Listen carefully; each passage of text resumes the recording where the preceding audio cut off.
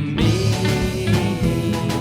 que al final tu i jo no som tan diferents, ens agrada el mateix, ens agrada viure bé. He trobat una llar que em dóna escalfor, m'he aturat a un refugi que em dóna consol. Estic sol al carrer, desemparat, abandonat, o per no haver viscut la vida cada instant. Viu amb mi una vida plena d'emocions, de sentiments i goig que no ens facin envellir, que no ens facin ressentir l'amor.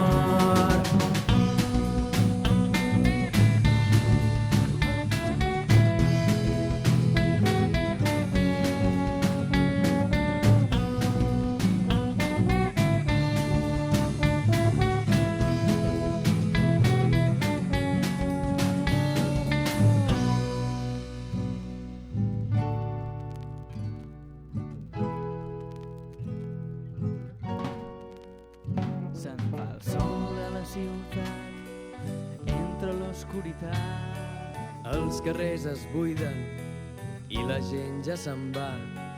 Només queda un tresor. Doncs, Víctor, quan vulguis. Bona tarda, seguidors de l'handbol, bona tarda, Jaume Martín. Bona tarda, Víctor del Río, i per molts anys, Víctor! Atenció! Salta la sorpresa, Víctor del Río arriba als 27, encara amb cabell, Sí, bueno, va clareando ja la cosa, i... Aquí res, Home, fem full... Look Albert Roca, d'aquí poc, més mafat, tu, potser, no? Bueno, no sé, Home, S'hauria seràs de veure. Kiko Martínez, ja aviat. Sí, sense que em fotin cabezazos i me rebentin a cabezazos i a codazos. Sí, sí. Però sí. I tio, és que ets realment exemple de compromís, d'humilitat, el teu aniversari, i en comptes d'estar en el descampat aquell de Montserrat Struganta, aquí a fer el podcast fitxant, Ets un crac, tio. Evidentment. I a sobre avui tenim doble sessió perquè tenim entrevista després.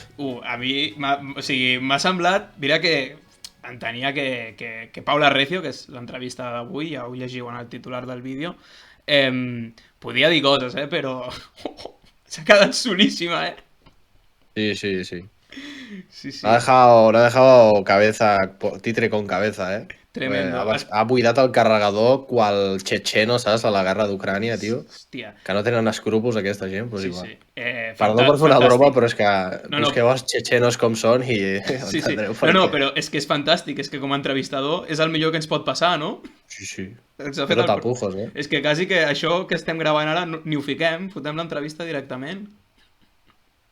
No? O vols passar una miqueta per l'actualitat de, per exemple, de la Copa del Rei, que potser també tenim alguna cosa a comentar?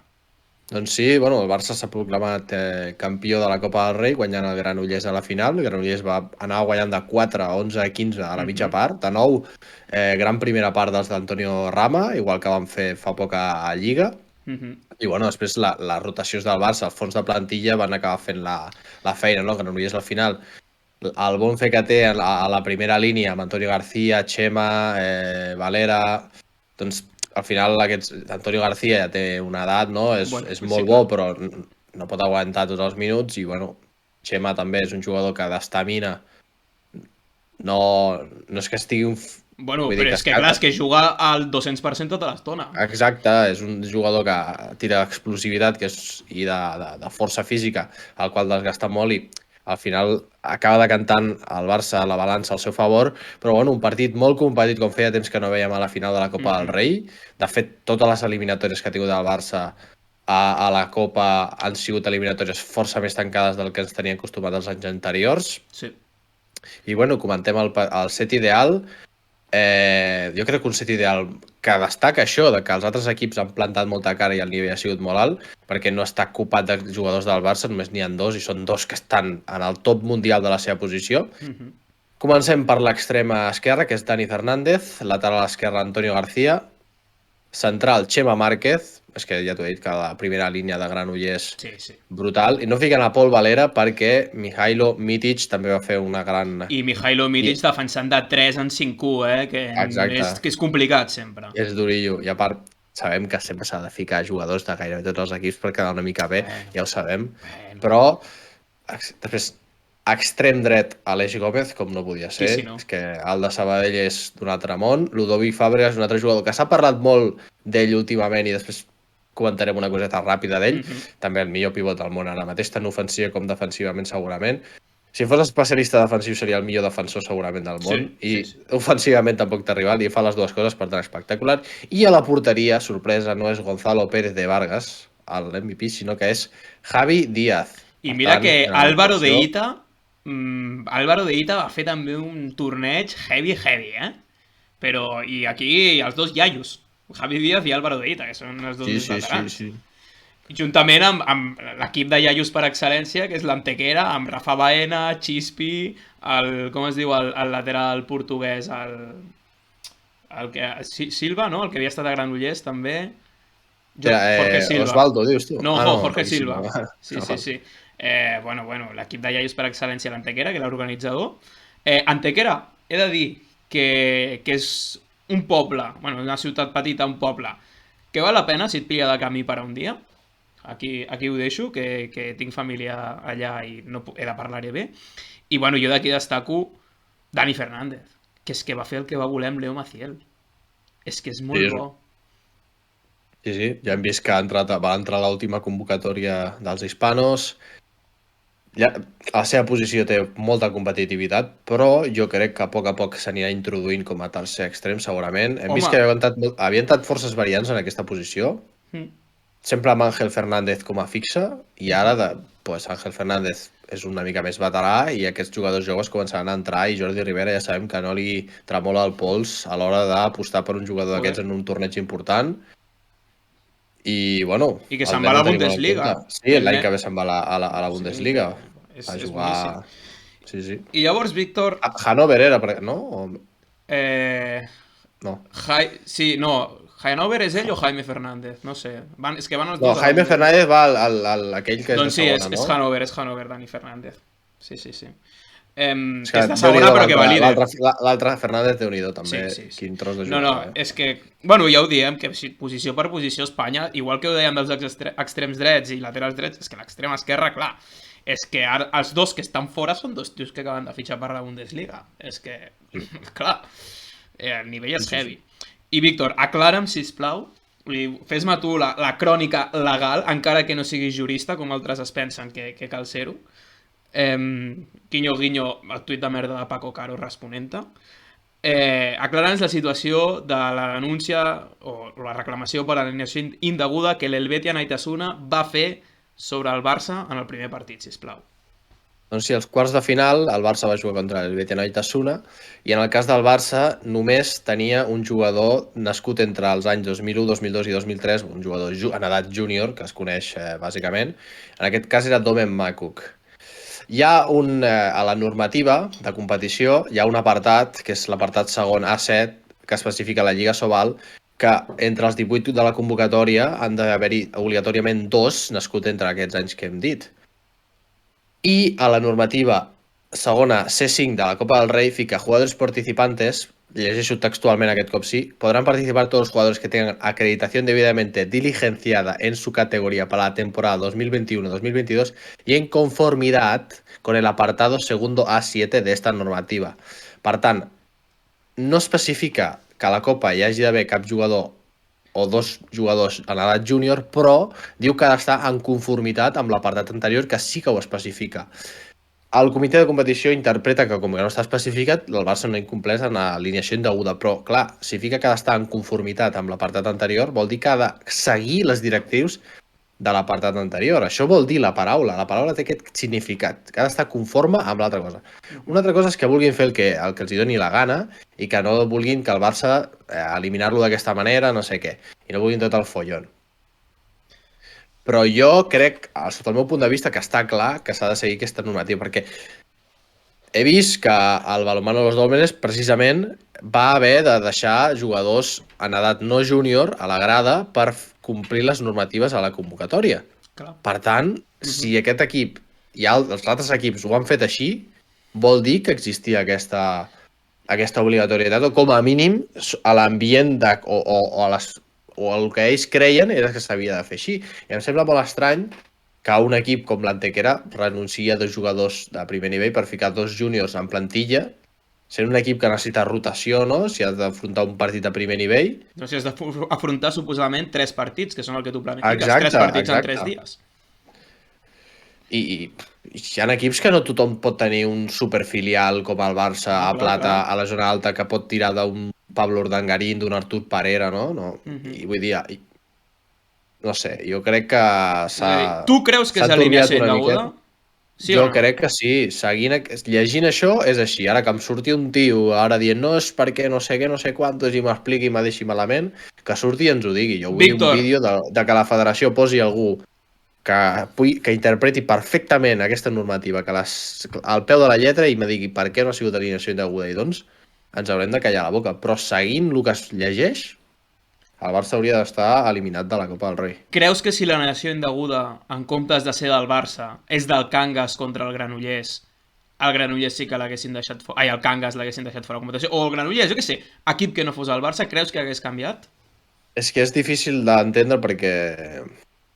No sé, jo no recordo que això hagués passat abans a una Copa del Rei. Jo tampoc. A mi no em sona. També no sé si la normativa aquesta de jugadors júniors no sé si ja existia abans. Fa uns anys jo crec que segurament no. Per tant, no sé quina mesura s'hagués pres.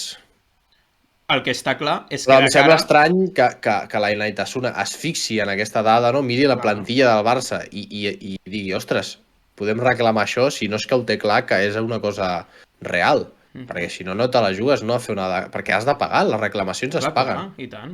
Vull dir, és una despesa. I si perds, no tornen els diners. Tu, si tens la raó, després et retornen els diners. Però si no, perds aquests diners. Com a mínim, a l'atletisme, quan fas una reclamació, és així. Sí, jo vaig rebre una formació semblant i anava per aquí la història, sí. Què t'anava a dir? Si no s'indica expressament el contrari, ara queda aquest precedent i, per tant, en futures edicions de la Copa del Rei no cal portar 2 júniors, saps? No, exacte. Clar, perquè Barça ho va fer i no se l'ha sancionat. I, de fet, no ho va canviar a les semifinals ni a la final. No va entrar cap júnior més en convocatòria. Seguia tenint només a Domen Makuc. Per tant, hi ha hagut el precedent de la no sanció i dels 2 partits jugats sense complir aquesta condició. És a dir, si volen canviar aquesta norma, més els val de cara a les properes edicions enviar una circular específica, si no volen fer-ho públicament, que ho enviïn només als equips, als clubs, vale? Però dient, escolteu, han d'estar, però si no ara, endavant, saps? És a dir, ja està, perquè el precedent és aquest, és claríssim. Jo sí que sospito que si no fos el Barça, sí que haguessin sancionat davant la reclamació, en ares de, doncs evidentment, el Barça és l'equip més potent d'Espanya, amb diferència, i com per salvaguardar, diguem, l'atractiu de la competició, tot i que també crec que és fins i tot un fals error, o sigui, és un error en fals, perdó, un pas en fals, perquè si tu elimines a Barça de l'equació del quadre de la Copa del Rei, el que estàs fent és l'expectativa de que realment qualsevol pot guanyar. I canvies la possible èpica del Barça perdent per l'èpica de l'oportunitat de que qualsevol pot guanyar, i ho hagués convertit, jo crec, en un cap de setmana més atractiu, que tot i així em va sorprendre gratament, em va agradar en general la Copa, que crec que dels últims anys potser la més xula. Sí, sens dubte ha sigut la més igualada des de bueno, igual fa 10 anys o més que no hi havia una Copa del Rei d'aquest nivell i amb un Granollers posant contra les cordes al Barça, que Déu-n'hi-do, el Granollers s'assegura competició europea l'any que ve. Sí. Si el Barça guanyarà la Sobal, gairebé segur que guanyarà la Sobal. Així que molt content. Bueno, el Granollers ara mateix passa segon a la Sobal si no estic No, és que, escolta, és que... Per tant, si Granollers s'adjudica plaça de competició europea per plaça de Sobal, és a dir, si queda segon, la plaça de competició europea de la Copa del Rei passa als 2 eliminats en semifinals el que estigui millor classificat. Per tant, ara mateix, Cangas i Puente Genil poden entrar en competició europea. El que quedi millor classificat de Sobal, si Granollers queda segon, o Cangas o Puente Genil tindran plaça d'European League, que després la puguin pagar, etc tal, no sé què, però a mi m'agrada la idea de veure Cangas donant guerra en European League, eh? No tinc res en contra del Puente Genil, però veient els fitxatges que està anunciant, etc. Gairebé segur, si fos aquest cas, seria el Cangas, perquè el Cangas té 21 punts i el Puente Genil en té 15. O sigui, doncs els del però clar, Nacho Moyano... Granollers està empatat a 30 punts Ja, en Bidasoa. s'ha de veure. I ojo, perquè queden 8 jornades. Aquest va ser la jornada 22, l'última que es va jugar, i ja queden fins la 30. Per tant, encara queden molts partits per disputar-se, però bueno. Bidasoa segueix amb... és l'únic equip que segueix amb vida a l'Europa League, no?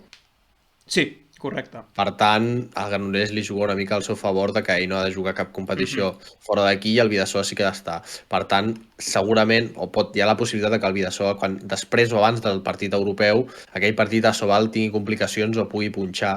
Així que Granollers... A veure, Bidasoa, tenint en compte que està jugant amb tot de crius de 20 anys, aquests nens ja saps que d'un dia per l'altre estan bé. O sigui que... Bueno, queda... Mira, així com l'al·licient pel títol de Sobal no existeix, bueno, ja tenim aquests petits al·licients que em fan estar una mica més pendent del normal de la Lliga Sobal. De la que sí que estem sempre pendents, és de Nacional, i escolta tu, que Banyoles, tercer partit consecutiu guanyat, si no em falla la memòria, contra un rival directe com és el Poblenou, l'atrapa a la classificació. Poblenou i Banyoles ara mateix són novens i desens, per tant, assentadíssims a Nacional, dos equips que amb prou feina sumen 3 o 4 temporades a Nacional, tenint en compte que a més hi ha hagut aturada de la pandèmia, etc. I el mateix, ens ho va comentar per Instagram, el mateix Sergio Pozo, l'entrenador nacional del Granollers, dient per què no Banyoles en les temporades vinents pot estar més amunt de Nacional? Per què no? I segueix donant motius. Sí, té un filial molt potent que era dels millors equips de segona catalana en el seu moment, es va jugar a l'ascens al seu dia amb el Sarrià, amb el filial del Sarrià, al final va pujar el filial del Sarrià, però bueno, jo crec que és un equip que treballa molt bé la base, sobretot treu molt bons porters, jo me'n recordo que hi havia molt bons porters sempre a Banyoles. Home, algú tindrà a veure Campus, David Barrufet i Xavi Pasqual a Banyoles durant bastants estius. Sí, sí, i la veritat que sí, és un equip amb bona base i si segueix treballant així, amb lo complicat que va tenir els últims anys a la Lliga Nacional, que sempre estaven a les últimes posicions, ara mateix estan en una posició privilegiada, no? Descens empatats amb el novè, i s'allunyen moltíssim de les places de descens, jo diria que gairebé ho tenen tot fet i ja poden començar a preparar una miqueta, i hi ha jugadors que creguin que poden incorporar el primer equip, no, dels filials, començar a treballar-los ja, donar-los certes oportunitats, no, perquè vagin adaptant-se a la categoria i en un futur tenir-los més presents, no, per ajudar a l'equip. Ja ho has dit tu molts cops, que la capacitat d'autoproducció dels equips gironins, que de fet és, diguem, no els hi queda una altra perquè no hi ha un bon fitxar, però és realment digne d'estudi. De tots els equips gironins, això, l'anar produint jugadors i que juga el nano de 18 anys, juga el nano de 18 anys perquè no hi ha un altre, i això acaba sent la seva gran virtut moltes vegades. Sí. I bueno, la Roca reforça el lideratge guanyant a Sant Cugat, un dels altres equips potents de la categoria, de fet és el segon classificat, guanya la Roca 25-31. Sant Esteve Sesrovires planta cara a Granollers B, que és el tercer classificat, perd només d'un gol, 31-30. I el derbi del Vallès el guanya l'Oar Gràcia, 35-38 a Terrassa. Al minut 55 hem de destacar que anàvem en empat a 34, per tant, partit de màxima igualtat. Els últims 6 minuts Terrassa només va poder marcar un gol, mentre que l'Oar va marcar 4. Per tant, aquí aquest arreon final els hi va donar als sabadellencs la victòria. Que els derbis són derbis, que és igual, que Oara està molt bé, Terrassa no tan bé, dinàmiques diferents, però derbi és derbi. Derbi és derbi, sí. El Terrassa ara mateix va 12è a la classificació, en canvi l'Oar Gràcia doncs, és el quart classificat, no? Gairebé el doble en punts, però bueno, ja hem vist que no té res a veure i queden 6 jornades pel final, amb 6 equips lluitant per les 2 primeres places. Gairebé l'última plaça és pel Creu Alta, lamentablement encara no ha sumat cap punt, 0 punts. Santa Maria de Polo Tordera en té 10 i després el Sant Martí a Tiranen, que està a la pitjor part de la seva història, jo crec, Sí. a la Lliga Nacional. Sempre havia sigut un dels equips més potents i ara mateix ha estat amb 13 punts a sota, només un punt per sota del Sant Esteve Sesrovires, un dels altres equips que els últims anys havia sigut dels més potents És que jo et de volia la Lliga comentar això, Nacional i Són s'ha dos enfonsat equips... terriblement també, i ja queda el Terrassa, que és el que hem comentat, que en té 17. Les primeres places queden així: la Roca, 40 punts, segona, Sant Cugat, 37 punts, tercer, Granollers B, amb 35, quart, Oar Gràcia, amb 35, la Salle Montcada A, amb 35, cinquena, i ja separat una mica més, és el Sant Esteve Palau Tordera, amb 32, que encara, pel que queda, podria estar lluitant per la part Matemàticament i a més pot. despenjat, setè, 26 punts, Sant Joan d'Espià, que ha fet una gran temporada pel com tenia habituada aquesta categoria. Sant Joan d'Espí ha fet la seva millor temporada dels últims anys, però s'ha despenjat una miqueta. Jo crec que aquests equips encara, els equips de sisè cap a dalt, del Sant Esteve Palau Tordera cap a dalt, encara poden lluitar per aquestes posicions d'ascens. I bueno, hem d'estar molt atents. I per estar molt atents, destaquem tot dissabte Oar Gràcia Sabadell contra Sant Joan d'Espí, 18 hores, Banyoles rep a Sant Cugat, aquest cop és el diumenge a les 12, i Sant Martí rep a Terrassa, 18-30, un partit clau pels dos equips per voler intentar salvar la categoria o afiançar-se en les posicions de salvació. Diguem que Banyoles pot seguir en aquesta dinàmica bona, que a més, sense res a perdre molt a guanyar. Crec que té més pressió Sant Cugat per aquest partit i se'ls hi pot girar en contra, perquè venen de perdre el partit més important que havien tingut de la temporada fins ara. A més, vaig parlar amb el Sergi Laliga, el pivot de Sant Cugat, i em va dir que, escolta, que hem fet mal partit, que no hi ha més. Per tant, això, hi ha maneres i maneres de perdre, i quan has perdut sabent que és que senzillament has jugat malament, ostres, a vegades això és una motxilla que pesa. I com bé diu Sant Martí Terrassa, de la part baixa, i és això que també has comentat. Bé, jo inclouria també el Palau i Sant Martí i Sanes, que són tres equips que sempre han sigut força nacional, patint per la permanència. No només patint, si és que és molt probable que un d'aquests tres se'n vagi cap a Lliga Catalana. Per tant, diguem que en època de vaques flaques. O sigui que serà sorprenent. És que si és el Sant Martí és una catàstrofe, perquè... Clar. Ve de venir de plata. Clar, és que, i a part que és com una escala, no? Perquè els filials i tot també es veuen afectats per aquesta situació. Perquè està a Lliga i Primera. En el cas que el B es mantingui Lliga Catalana i el C es mantingui a Primera, no, hi hauria el C em sembla que ja a Primera no estarà. Però en el cas de que fos així, el descens seria... Clar, baixaria en categoria obligatòriament, no? Que no és tan dramàtic per un filial estar a Primera Catalana. De fet, el Sant Martí B tota la vida ha estat a Primera Catalana i molts equips tenen filials a Primera Catalana i és una bona lliga per acumular minuts i créixer. Igual que segona.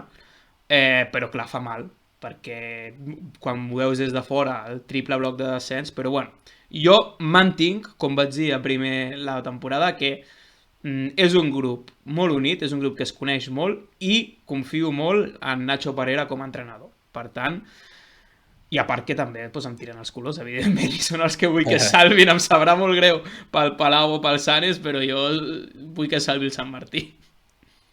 Evidentment. I de la nacional masculina passem a Divisió d'Honor Plata femenina, on Sant Vicenç dels Horts guanya Granollers B de forma clara, 19-26 per ser exactes.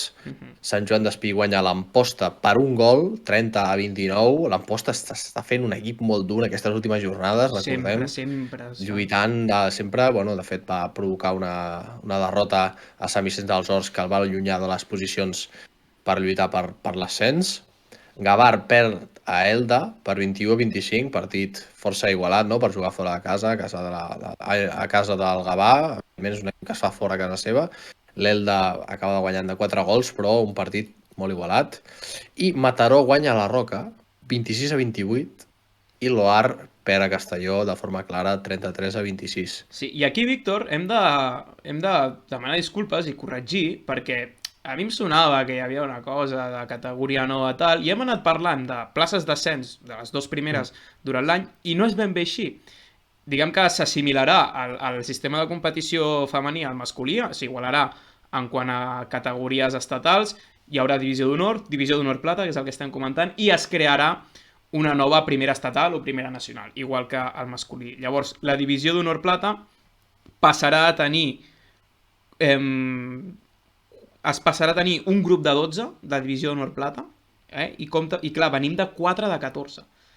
el sistema serà els qui baixin de divisió d'honor més els 2 primers classificats de cada grup, que ara mateix són el de Prestigio i RC Almasora Balonmano. A més, crec que ja matemàticament adjudicades les 2 places. Per tant, només tindríem representació catalana a la divisió d'honor plata femenina en cas de descens del Sant Quirze. I sí que hi ha hagut una mica de crítiques perquè és com una mena de descens encobert de molts equips.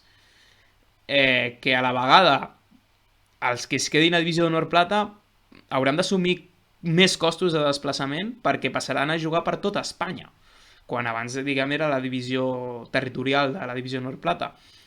Hi ha opinions... Jo he trobat opinions diverses, no tinc clara la meva. Si bé li intueixo lleugerament a favor d'aquesta nova categoria, tampoc em mullaré, sincerament, no he indagat prou, però vaja, que en aquest cas els equips, perquè és això, pot ser com una condena per molts equips assumir aquests nous costos de desplaçament. Al final, així funciona també les lligues masculines, no? I si estan augmentant els equips femenins, tampoc pot ser que la Lliga Divisió d'Honor Plata Femenina cada cop hi hagi més equips. Clar, no crearem lligues per baix, no? Potser, que sí que fa uns anys van crear la segona catalana femenina, molt bé, pot ser necessari, està bé, però, home, haurem de crear espai per dalt, no condemnar més gent a baixar. Jo crec que la Divisió d'Honor Plata ha de ser molt més competitiva i a venir 4 grups de 14 no és lo suficientment competitiva. Crec que amb un grup únic de 12 equips serà molt més competitiu i tindrà molt de nivell. I en canvi els equips que estan en una posició com el Granollers B, que el pobre ha fet 4 punts, a primera nacional segurament podrà tenir una miqueta més d'opcions, no? Perquè el barem d'equips segurament entre els que pugen de Lliga i tal tindrà més possibilitats segurament, no? I no serà tampoc tan difícil, no? No, clar. Ara mateix hi ha és el que passa, no? Hi ha com una illa que són els primers equips i després els últims tenen una miqueta més de dificultat, no? Bé, que passen altres lligues. Sempre dèiem que les fases d'ascens a Divisió d'Honor eren dificilíssimes perquè eren els 2 primers equips d'aquests 4 grups. Clar, entre 8 equips que han fet temporades espectaculars, que han dominat el seu territori, a jugar-s'ho. Ara s'ho jugaran tot l'any entre ells.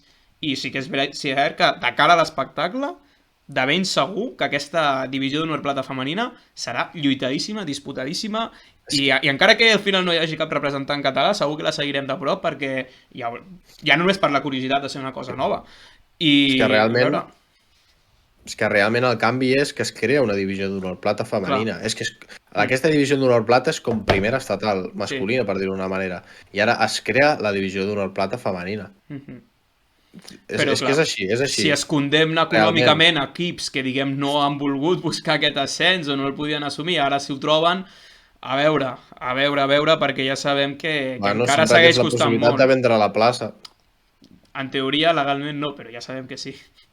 No, legalment no, però tothom ho fa. Per tant, jo crec que es pot fer, no? I ningú et pot obligar a jugar a una categoria que tu no pots assumir. No, això I això ha de ser així.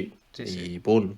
L'altra cosa és assumir-la i equivocar-te, que també passa. Clar, però ningú et pot obligar a fer una cosa que no pots assumir perquè ningú vol que desapareixin clubs de handball. Home, clar, és que és el que no ens podem permetre com a esport. És així. A part, jo crec que no crec que el desplaçament sigui tan gran al final.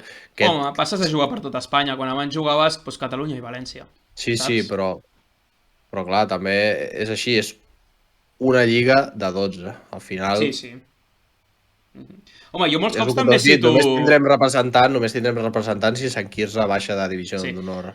Que al final és un equip que ja estava viatjant per tot Espanya. El sistema de... Bueno, però és un equip que també està... Sí, però si Sant Vicenç volia pujar a divisió d'honor, també ha d'estar disposat a això. Per tant, se suposa que si tu ets un equip que està en aquestes posicions ja estàs disposat a això, no? Sí, però jo crec que també tenim molt present encara a la retina el record immediat de la desaparició del Castelldefels, que no va poder assumir, i llavors hi ha aquest temor, no? Que no passi com el Castelldefels, que es va haver de refundar i com un club ara de lligues baixes quan era un equip de divisió d'honor. Llavors hi haurà aquesta por sempre.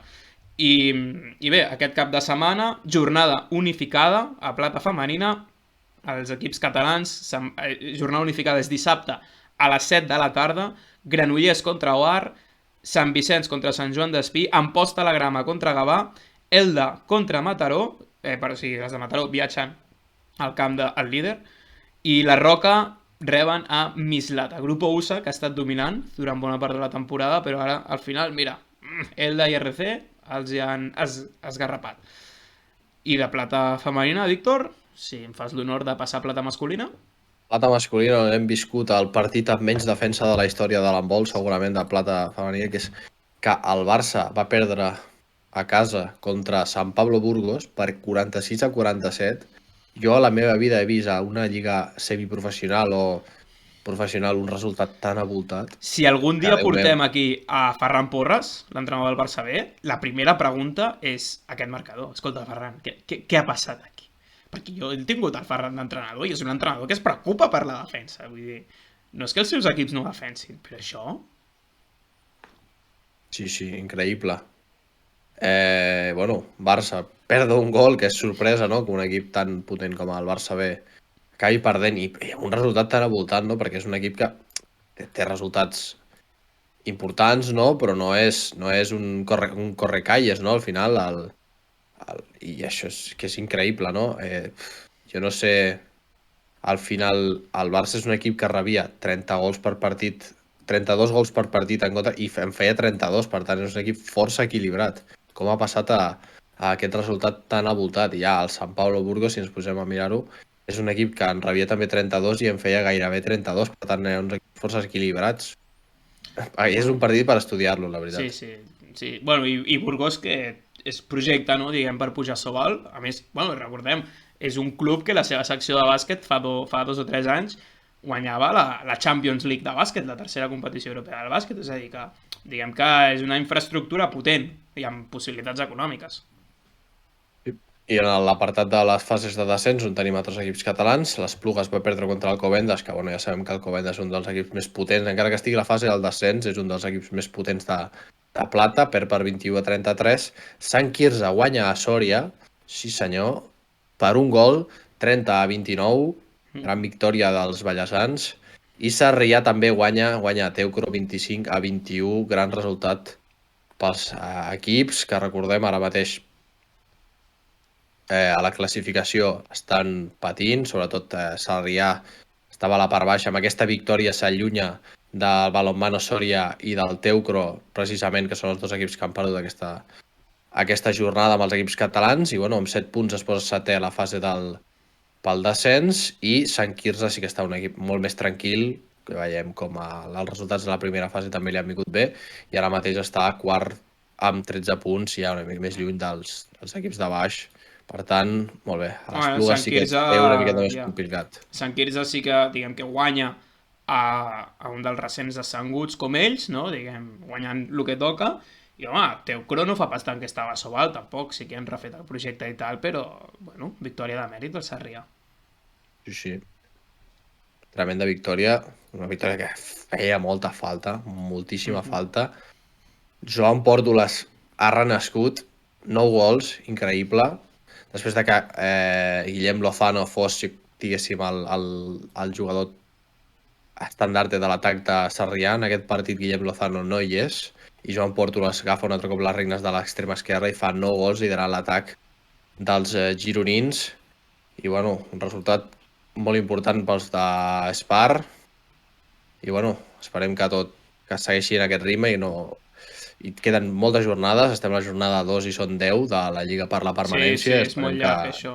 Queda molta feina per fer encara. És molt llarg. De fet, la feina segueix aquest cap de setmana, on el dissabte tot es juga Guadalajara rep el Barça B a les 19:30, Villa de Aranda, un altre equip top de la categoria, rep a l'Esplugues a les 19 hores, Zamora rep el Sarrià. Zamora enamora, digues bé el nom, que m'agrada molt. Zamora enamora. A les 12:30 rep a Sarrià i Teucro rep a Esplugues a les 20:00. També Zamora... Un altre equip que fa olor de Sobal. Sí, té bona... Està en una posició una mica complicada. A Sarrià realment ha d'intentar guanyar aquest partit perquè és l'equip que té a davant. El té a 4 punts, però s'ha de començar a retallar, s'ha d'intentar guanyar aquest partit fora de casa, s'ha de començar a intentar sumar encara que sigui els mínims punts possibles fora de casa, perquè faran falta. És que és molt difícil, però el Sarrià és capaç de tot. És que aquesta categoria és molt dura. És que Sí, sí, home, és molt dur, és que està Villa de Aranda, Alcobendas i Ciudad Real al grup de la permanència, és que és increïble. Sí, sí, és tremendo. I bueno, Liga Guerreras Iberdrola, la divisió d'honor femenina. Granollers ja van recuperar totes les baixes que tenia i etc. Ja, diguem jo, tornen a estar en ritme guanyador, en ritme competitiu.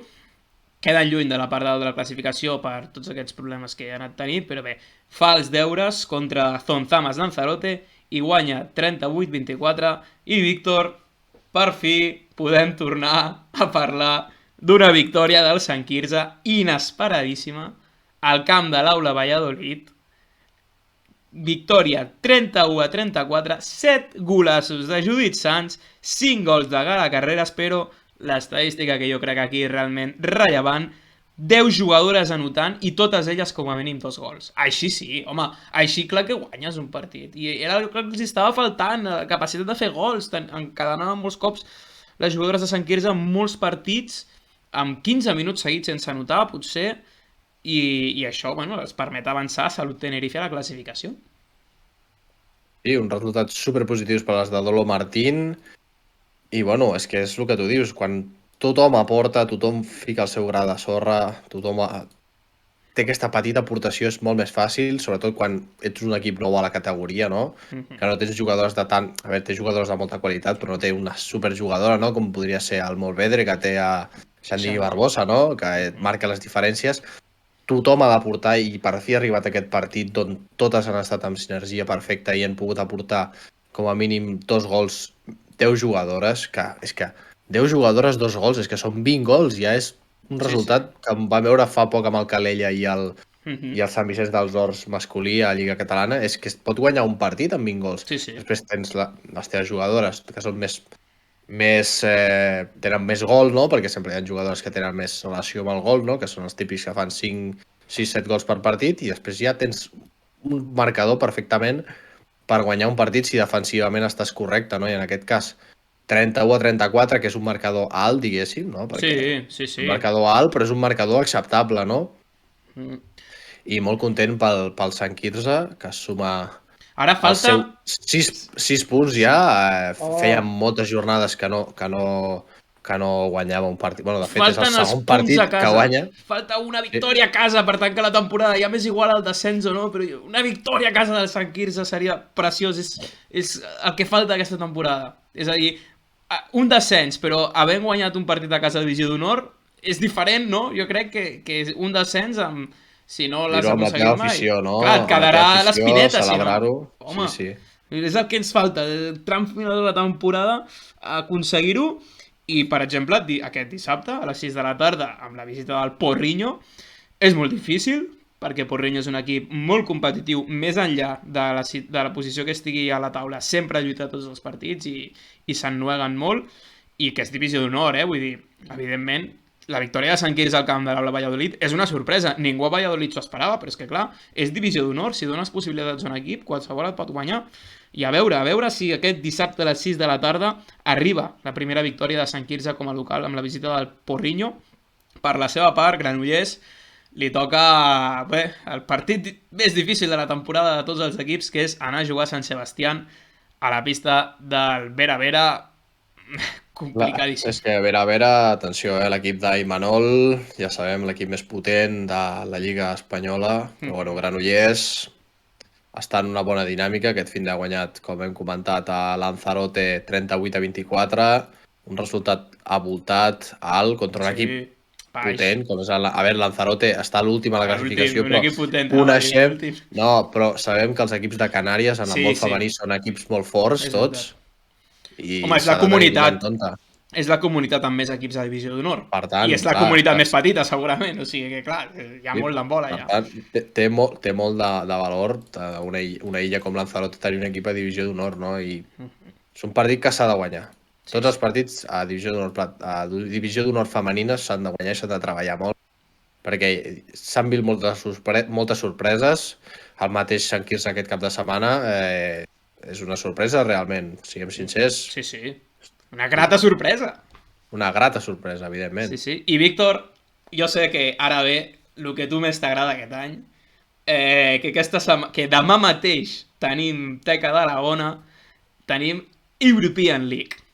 M'explotarà el cervell mirant tants de partits, perquè és que com pot haver-hi tant de nivell a l'European League? És que és increïble. Jo estic al·lucinant. És que els cruces... Jo no t'he ficat tots els partits a destacar perquè No, morirem, és que si no? dic tots els partits m'amor, no. Però és que Lemgo, la gent diu, qui collons és el Lemgo? Doncs Lemgo és l'equip dels germans Guardiola, Gedeon i... d'un extrem que va fer 15 de 15 en un partit...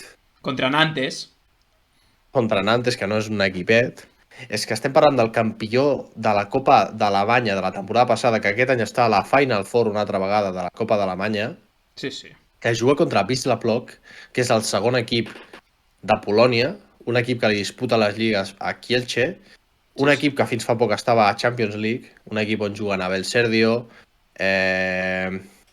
Guillerme Toledo, no? Encara juga allà, estava allà, el lateral dret que jugava a Demar, que mai m'ha sonat el nom, que era esquerrà. El David Fernández. David Fernández, sí? Diria que sí, que va estar... No jugava també Nico Mindegia, estava per allà. Nico Mindegia, també. Sí. Fins l'any passat jugava Álvaro Ruiz, també. També, estava Xavi Sabater com a entrenador. Fins fa poc estava Espart d'estaf tècnic, també, que és l'entrenador Sarri ara mateix. I després tenim... Això demà a les 18:45, no? 3:45. Sí. I Cadet en Schaffhausen, equip de Nacho Biosca, per exemple, que ha anat a l'institut amb mi, perquè ho sabíeu, i de Joan Canyelles, també, un dels millors jugadors de la història d'Espanya, doncs s'enfronta al Safehoff, que és un del... Campió suec. Exacte, campió suec, molta gent potser no el coneix, però és un equip potent també, amb nivell. El talent suec surt gairebé sempre d'allà. Home, Suècia són els vigents campions d'Europa i aquests són el primer equip de Suècia, per tant... Sí, per tant, quasi tota la cantera sueca passa per el Safehoff, el talent suec. Sporting de Portugal, equip de Fulqués, de Mamadou Gassama, de... Nathan Suárez, Carlos Ruesga, s'enfrenta a Magdeburg, que Magdeburg va rebre la seva segona derrota de la temporada a casa a mans del Kiel, aquest cap de setmana, a Lliga Alemanya, a Bundesliga. Tot i així segueixen líders, no? Sí, ja gairebé és impossible que algú, a no ser que comencin ara a morir-se pel camí els jugadors, esperem que no. S'enfronta a l'equip més en forma d'Europa, que és el Magdeburg, i el partit, jo crec que el partit de la jornada és Nantes-Füchse Berlín. És brutal. Dos equips que tenen nivell per guanyar la Champions, siguem sincers. Sí. Com a mínim està a la Final Four i lluitar-la. Crec que Nantes ha perdut una mica de fuelle aquestes temporades, però segueix tenint un nivelazo, i Füchse Berlín és que amb el Magdeburg jo crec que tornen a ser els màxims favorits per guanyar aquesta competició, si no passa res, però és una eliminatòria difícil pels alemanys i també pels francesos, evidentment. La Gordon Füchse Berlín, Dejan Milosavljevic a la porteria, Lasse Anderson, que el recordareu del seu pas pel Barça, doncs ara està espectacular, Jakob Holm de central, Paul Drux, Weber... I Igor Bori. Igor Bori, que ha vingut per una lesió de llarga durada en el pivot, l'han recuperat, va jugar l'altre dia un partit molt... per tenir 41 anys, diria que però que juga en atac i en defensa. Sí, un partit molt seriós, Igor Bori, molt ben... Però a la Bundesliga, de cop i volta. Sí. De 2 anys parat, ficar-te a jugar a la lliga més exigent del món. Sí. És una lliga que coneix molt bé, tot s'ha de dir. L'ha jugat durant molts anys amb l'Hamburg. Sí, i, bueno... És espectacular. Un partit interessantíssim. Bé, això reforça els arguments que vam donar d'Igor Bori en el seu moment per situar-lo com un dels 3 millors pivots de la història, ens dona més raó, ara mateix. Sí. És rotllo un Andrei Shevkin, no? Tornant amb el Kiel aquella temporada, doncs mira, ojo. Una altra eliminatòria molt interessant, no de tant nivell, però sí de competitivitat, que és Phoenix Toulouse contra Benfica, que són dos equips... Jo crec que Benfica té una miqueta l'avantatge aquí perquè és un projecte una miqueta més ambiciós. El Toulouse li acaben robant jugadors sempre, no? Té jugadors veterans com Illich, no? Però sempre li acaben parlant sobre el PSG, el Luke Stein se'l porta al PSG, no? I sempre li acaben agafant jugadors, però és un equip que sempre té talent jove, aposta molt per jugadors joves com Entanzi del PSG, el van tenir la temporada passada, li van donar molt de protagonisme al central. No els hi tremola el pols, no, en aquest sentit, no? De perdre Luke Steins i agafar un jugador jove que ha poca experiència i ficar-lo directament a jugar. Eric Valenciaga van fitxar, no? També, exacte. Eric Steins, sí. Sí. Home, qualsevol I d'aquests dos Nemanja equips... Ilic, que va estar al Barça, recordem, Cert. quan va haver-hi la lesió de Mortensen, doncs Sí. el van fitxar pel que quedava de temporada, doncs bueno. Home, el I Toulouse-Benfica, un dels dos què hem de passarà dir? i es trobarà, diguem, amb equips d'un Sí. escaló més, i per tant tindran premi. Sí. Jo l'he posat aquesta eliminatòria per això, perquè em sembla molt interessant.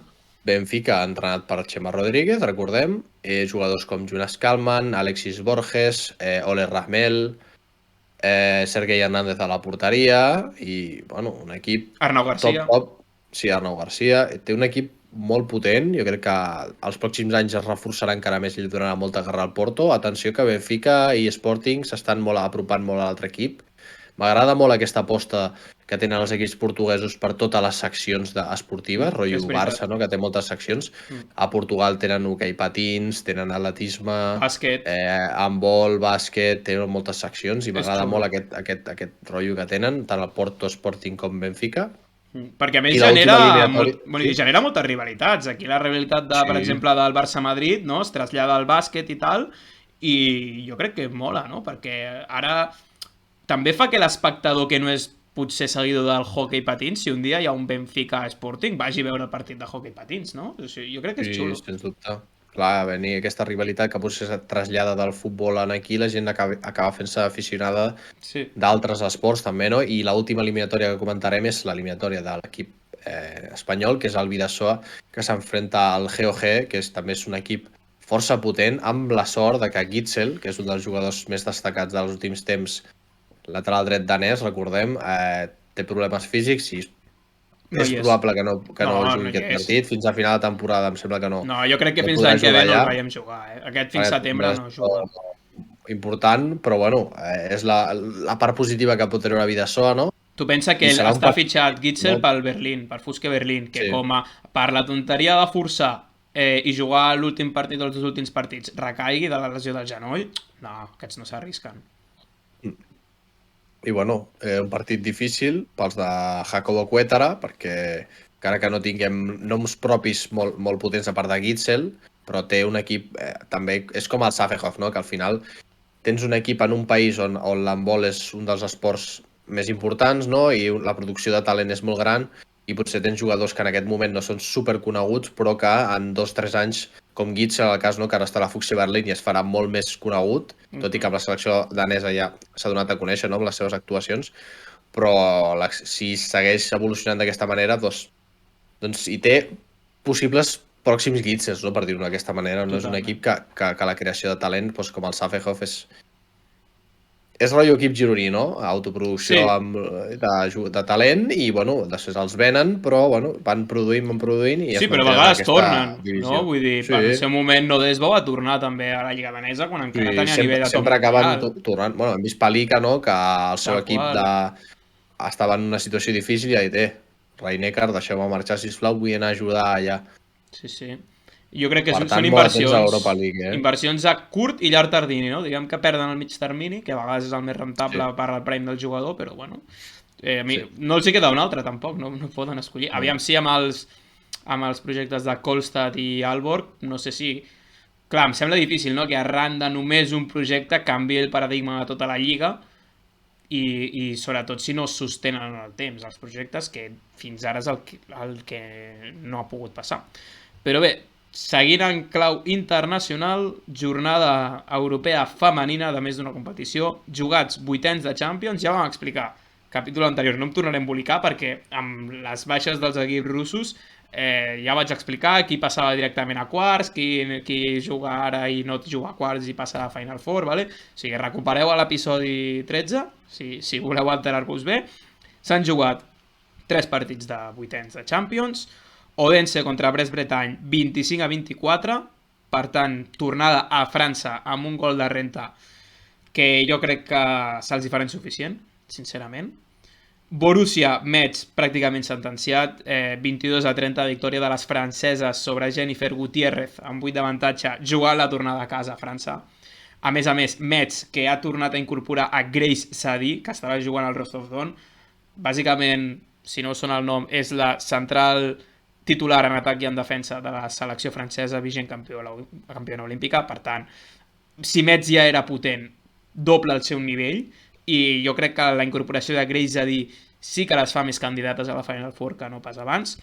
I Krim Mercator també guanya a casa de 7 contra el Real Cargo d'Hongria, 33-26. Krim Mercator, que ha incorporat també a Anna Gross, la, diguem, jugadora insígnia d'Eslovènia, la lateral dret que se li cauen els gols, i bueno, té un avantatge de 7 per manegar a la tornada d'Hongria. I aquesta sí que la veig més oberta, tot i ser 7 gols de diferència, perquè comences una mica malament el partit, et fan un parcial de +3 i ja a patir. Sempre a patir. Ja hem vist moltes eliminatòries on inclús de 10 gols, de 9 gols i patir fora de casa, perquè ja vas amb una mentalitat de que potser ho tens guanyat i després els altres equips t'ho plantegen diferent i després ja no et dona temps de reaccionar. Per tant, sempre atents a aquestes eliminatòries perquè a l'handbol mai se sap. I el més positiu de l'handbol europeu ara mateix és les eliminatòries de l'Eurocup, que és la tercera competició femenina, on tenim molta presència espanyola, que l'actual campió és el Màlaga, de fet, i guanya de forma abultada 36-21 a Bekamen Bukovica, Banja, molt encarrilada. La tornada serà aquest dissabte a les 19 hores. Jo crec que és un partit que 15 d'avantatge. És molt abultat. És a dir, una diferència de 7 pot ser entre equips igualats que un ha jugat bé i l'altre malament. Una diferència de 15 és que són superiors. Sí, crec que Màlaga torna a estar en camí d'intentar revalidar aquest títol. Després Rokassa surt amb moltes opcions de l'anada a Lichanka, un equip de la República Txeca. No, equip ucraniès. Jugat a República Txeca, perdó, perquè són un equip ucranianes, que és el que vam comentar l'altre dia, que estan fora del país ara mateix per poder seguir amb aquesta eliminatòria. Perden només d'un gol, 20-19, però bueno, la tornada és diumenge a les 2, on creiem que les Canàries sí que tenen una opció interessant de passar, no? Sí. I una cosa et dic, si em sap menys greu, donat el context actual, que guanyi un equip estranger potser és el d'Ucrània. No sé, li donaria una certa èpica en el relat de la desgràcia d'ara mateix. Segur que li farien un documental, O i tant. D'aquests típics, si no haurien. Haurien, jo crec que és una bona idea. És que només el fet d'haver arribat a semis i haver jugat ja els quarts en guerra, jo crec que ja té teta. És brutal, sí. I recordem que la final serà doble partit, com es feia antigament, els dies 7 i 14 de maig, però encara que s'ha de jugar la tornada aquesta setmana i hi haurà un petit peron d'un mes fins la final. Això mola, I bueno, esperem tenir doble de la final espanyola. Jo crec que està ben encarrilat d'això. Sí, si seguim en clau d'aquests dos equips, de Rokassa i Costa del Sol Màlaga, han anunciat uns quants fitxatges ja de manera oficial. Recordem que parlem de fitxatges quan són oficials. Sí, però que nosaltres els comentem quan s'oficialitzen, per no ficar la pota com altres. Exacte. Rokassa incorporarà Marta Mangué i Almudena Rodríguez. Marta Mangué, amb la broma, fa més de 20 anys que va marxar d'Espanya. Vull dir, ojo, crec que és la màxima golejadora històrica de la selecció espanyola, jugant per França, per Romania, i crec que amb la dinàmica actual, que passa tant en masculí com en femení a Espanya, jugadors i jugadores de qualitat èlit mundial, en edat avançada, són capaços de portar moltíssim a la Lliga, als equips de la Lliga, tot i que és evident que Marta Mangué no pot estar físicament en plenitud, però pot aportar moltíssim. Almudena Rodríguez fa 5 anys que va saltar de Rokassa, torna després de periple per Romania fixa de la selecció espanyola ara mateix, i a més també incorporen l'especialista defensiva Sabina Jacobsen, sueca, 33 anys, experient, tot sempre ha jugat en equips de Champions, per tant també és un salt de qualitat molt, molt, molt heavy per les Canàries, que sempre han disputat amb Vera, però, ojo, no sigui el primer any on de partida la plantilla de Rokassa potser és una mica millor que la de Vera, perquè Vera té baixes, tot i que ja ha incorporat ha anunciat la incorporació de Paula Arcos per la temporada vinent, que tothom parla de incorporació. Sí, tothom parla de futur de Paula Arcos. Què collons futur, si és titular de la selecció espanyola, és present. És present ja ara mateix, res de futur.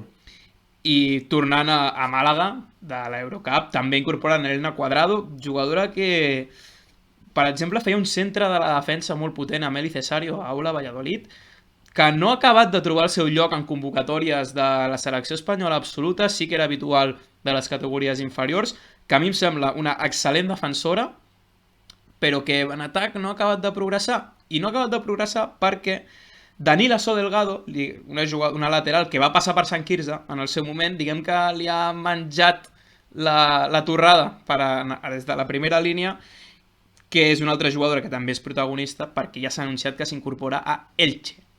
Juntament amb Elena Martínez, les dues s'incorporaran a l'equip il·lícita per la temporada que ve.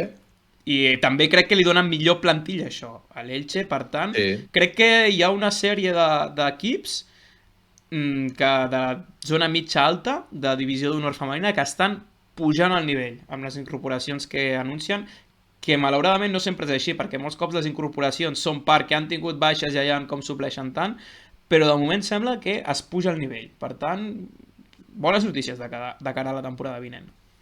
De cara a la competitivitat a la part alta de la classificació, no? Pujar una miqueta al nivell sempre és interessant i bueno, hi ha petits rumors d'una jugadora que fa poc va marxar, com vam comentar, que és Lisa Chapchet, que va marxar a un dels equips més potents a Vipers d'Europa, que és el Vipers Kristianstad, i bueno, diuen que potser hi ha opcions de que torni a Espanya, però bueno, encara no se sap res. Que Vera ha dit que incorporarà una pivot espanyola que juga a l'estranger. Sembla ser que hauria de ser Lisa Chapchet. L'altre que se m'acut és Ainhoa Hernández, però Ainhoa està amb Carlos Vive, el projecte del Rapid Bucuresti, amb moltes jugadores espanyoles, fent molt bona temporada, i Lisa Chapchet, que ha fet, diguem, un Erasmus de luxe, però Lisa Chapchet no té un rol protagonista, ni molt menys a Vipers, i en canvi el Vera el podria tenir, clar. Sí. Depèn si vol prioritzar el jugar més o l'estar. Tampoc sabem si Vipers ha sigut una miqueta un parche per tenir aquest tipus una jugadora més en aquesta posició fins a final de temporada i la temporada que ve ja incorporar algú d'una mica més de nivell, no? Ja que tenen aquest potencial. Va més per aquí, sí. I ella, doncs, bueno, ja que ha estat allà i ja ha provat aquest nivell d'handbol, doncs Vera crec que és el més top que podria trobar aquí a Espanya i és un lloc per seguir creixent i tenir una miqueta més de protagonisme, també per créixer ella més com a jugadora. Això ha sigut un creixement en el sentit de nivell d'handbol, no? D'aprendre un altre handbol, estar a l'estranger, viure l'experiència, viure com un equip de nivell màxim europeu viu al dia a dia i ara tornar a Espanya i a l'equip top d'Espanya créixer ella més com a jugadora, no només sinó com a la pista, no només a la vida en si com a jugadora professional, sinó també a la pista jugant. Canviant cromos. Home, li toca assumir el rol d'Eli Cesario. Si ve realment... Bueno, qui vingui, el Vera ha d'assumir el rol d'Eli Cesario. Ojo. Molt difícil. Bueno, són molts minuts i amb moltes coses a fer. I defensivament molt efectiva. Sobretot jo crec que defensivament Eli Cesario dona una tranquil·litat al darrere molt important. I després també té dies de que fot 6 gols la tia, però sí que és cert que defensivament és una assegurança de vida. Anem de l'internacional, Víctor, al més local, perquè falten només 2 jornades de Lliga Catalana, tant masculina com femenina. Sí, ara mateix Sant Vicenç dels Horts ja és campió de la categoria i el Canovelles ja ha baixat. De masculí, això, no? Sí. Exacte, Sant Vicenç masculí ja és campió i Canovelles ja ha baixat. És la segona plaça d'ascens nacional. Sí, se l'estan jugant entre Calella, Salla Bonanova i la Cope. També tindria opcions matemàtiques, tot i que són els menys posicionats, saps?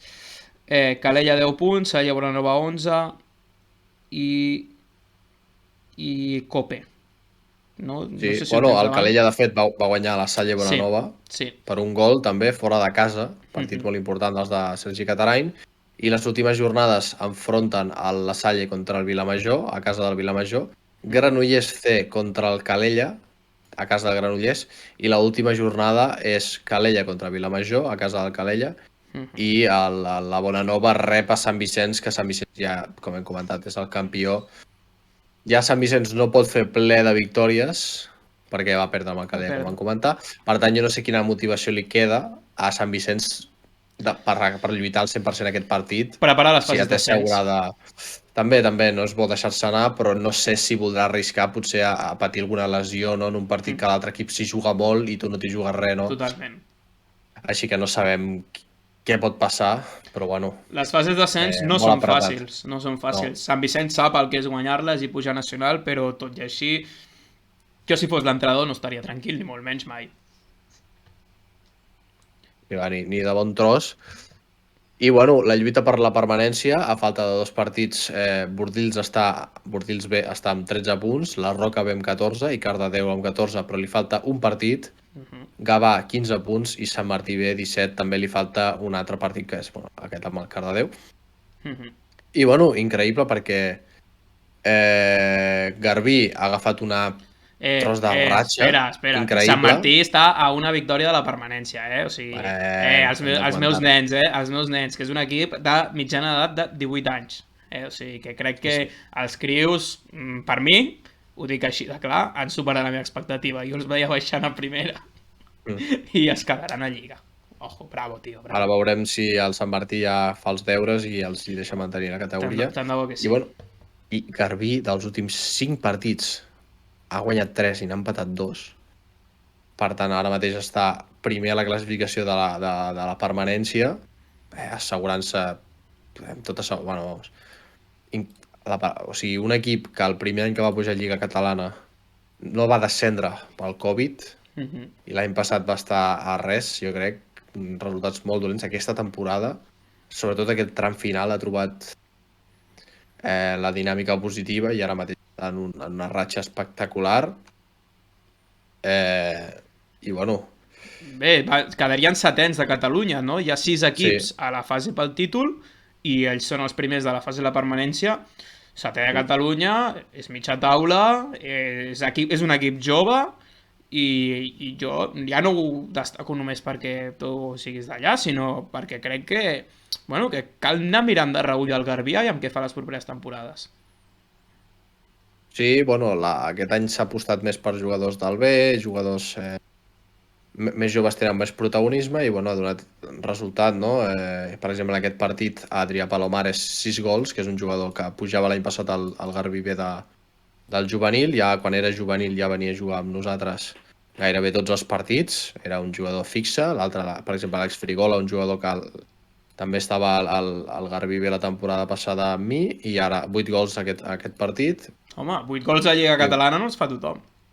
Sí, i bueno, Frank Garcia o Aziz Handi també són jugadors del B que estan pujant al primer equip i se'ls dona aquesta oportunitat que abans no es donava. Es preferia anar amb jugadors o repescar veterans que feia 3 anys que no jugaven, no sé què, abans que donar l'oportunitat a algú del B i veure si podia aportar alguna cosa o no. Doncs faran la millor classificació de la història del club, els nanos del B. Crec que és molt positiu això per l'equip i per la posició d'en Joe, que era un entrenador que venia de nou, havia entrenat al Torroella, a tercera catalana, i després al juvenil del Bordils.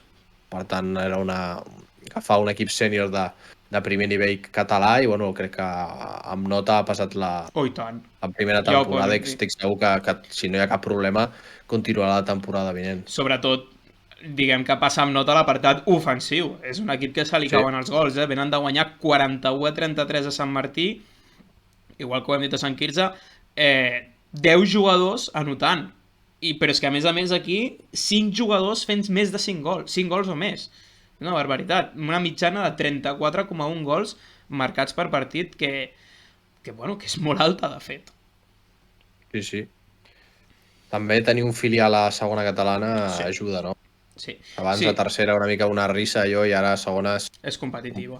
Sí, és molt més competitiu i ja la manera d'afrontar els partits i els entrenaments és diferent. La gent a vegades veu segona catalana, és a dir, gent que està habituada a jugar a Lliga Nacional, o mira, per exemple, per no assenyalar ningú que no sigui dels meus, els xavals de primer any del Sant Martí, tots els que són senyors de primer any, que són una bona fornada, diguem que ells al seu nivell més baix és primera catalana, perquè s'han trobat amb la cua d'unes temporades històriques en el club i ells tenen, diguem que el seu marc mental és que el sènior C juga a primera catalana, que és una cosa altíssima. I jo penso que, de fet, segona catalana i primera són categories ideals per tenir un filial. I mira què et dic, tenir un filial a Lliga Catalana és un luxe gairebé innecessari, et diria, fins i tot. No cal per rodar jugadors i perquè creixin i perquè juguin partits disputats estar a Lliga Catalana, perquè aquest de Garbí, mira què et dic, l'han disputat ben poc, han palmat de 8 gols, saps? O sigui, que no sé fins a quin punt és produent. Si tenies un filial abans, un primer equip abans a plata, doncs mira, ho puc entendre, però estan a la categoria immediatament per sobre, no sé. I ho vull reivindicar des d'aquí, perquè a més tu i jo som jugadors d'aquestes categories. Bé, l'any que ve jo crec que debutaré a quarta catalana, mira què et dic, que sí que és un altre món, però segona i primera catalana? Ostres, vull des d'aquí dignificar-les, perquè de veritat hi ha veritables partidassos entre equips de zona alta d'aquestes lligues. A més és amb vol de veritat, amb vol de jugar, perquè no hi ha ningú que faci 2,15 metres i l'enxufi des de 10 metres. És amb vol de veritat. A més que el Sant Martí va anar amb 4 jugadors menys també, i és molt poca rotació, realment. Perquè coincidia amb el Nacional i els que doblen de primer i segon equip, doncs evidentment van prioritzar el primer equip i ja està. Però això és la vida, vull dir, no és excusa. No. I bueno, de Lliga Catalana masculina passem a la femenina, on Associació Lleidatana ja és campiona matemàticament a partits i que Novelles i Esplugues ja són 2 equips que han agafat el descens. S'ha acabat Lliga, diguem. I bueno, jo vull destacar que abans parlarem, doncs, la Maria Estrada, que és una jugadora que vam entrevistar aquí, va anar a jugar amb el B, sí que solia intercalar partits amb el B i amb l'A, i va fer 13 gols contra el Palau Tordera. 13 gols, i van perdre d'un gol, però va fer 13 gols. Això fica l'acte del partit. Després li envio un WhatsApp, tio. 13 gols. Això fica l'acte, no sé si va fer... Alguns va ficar la seva samarreta.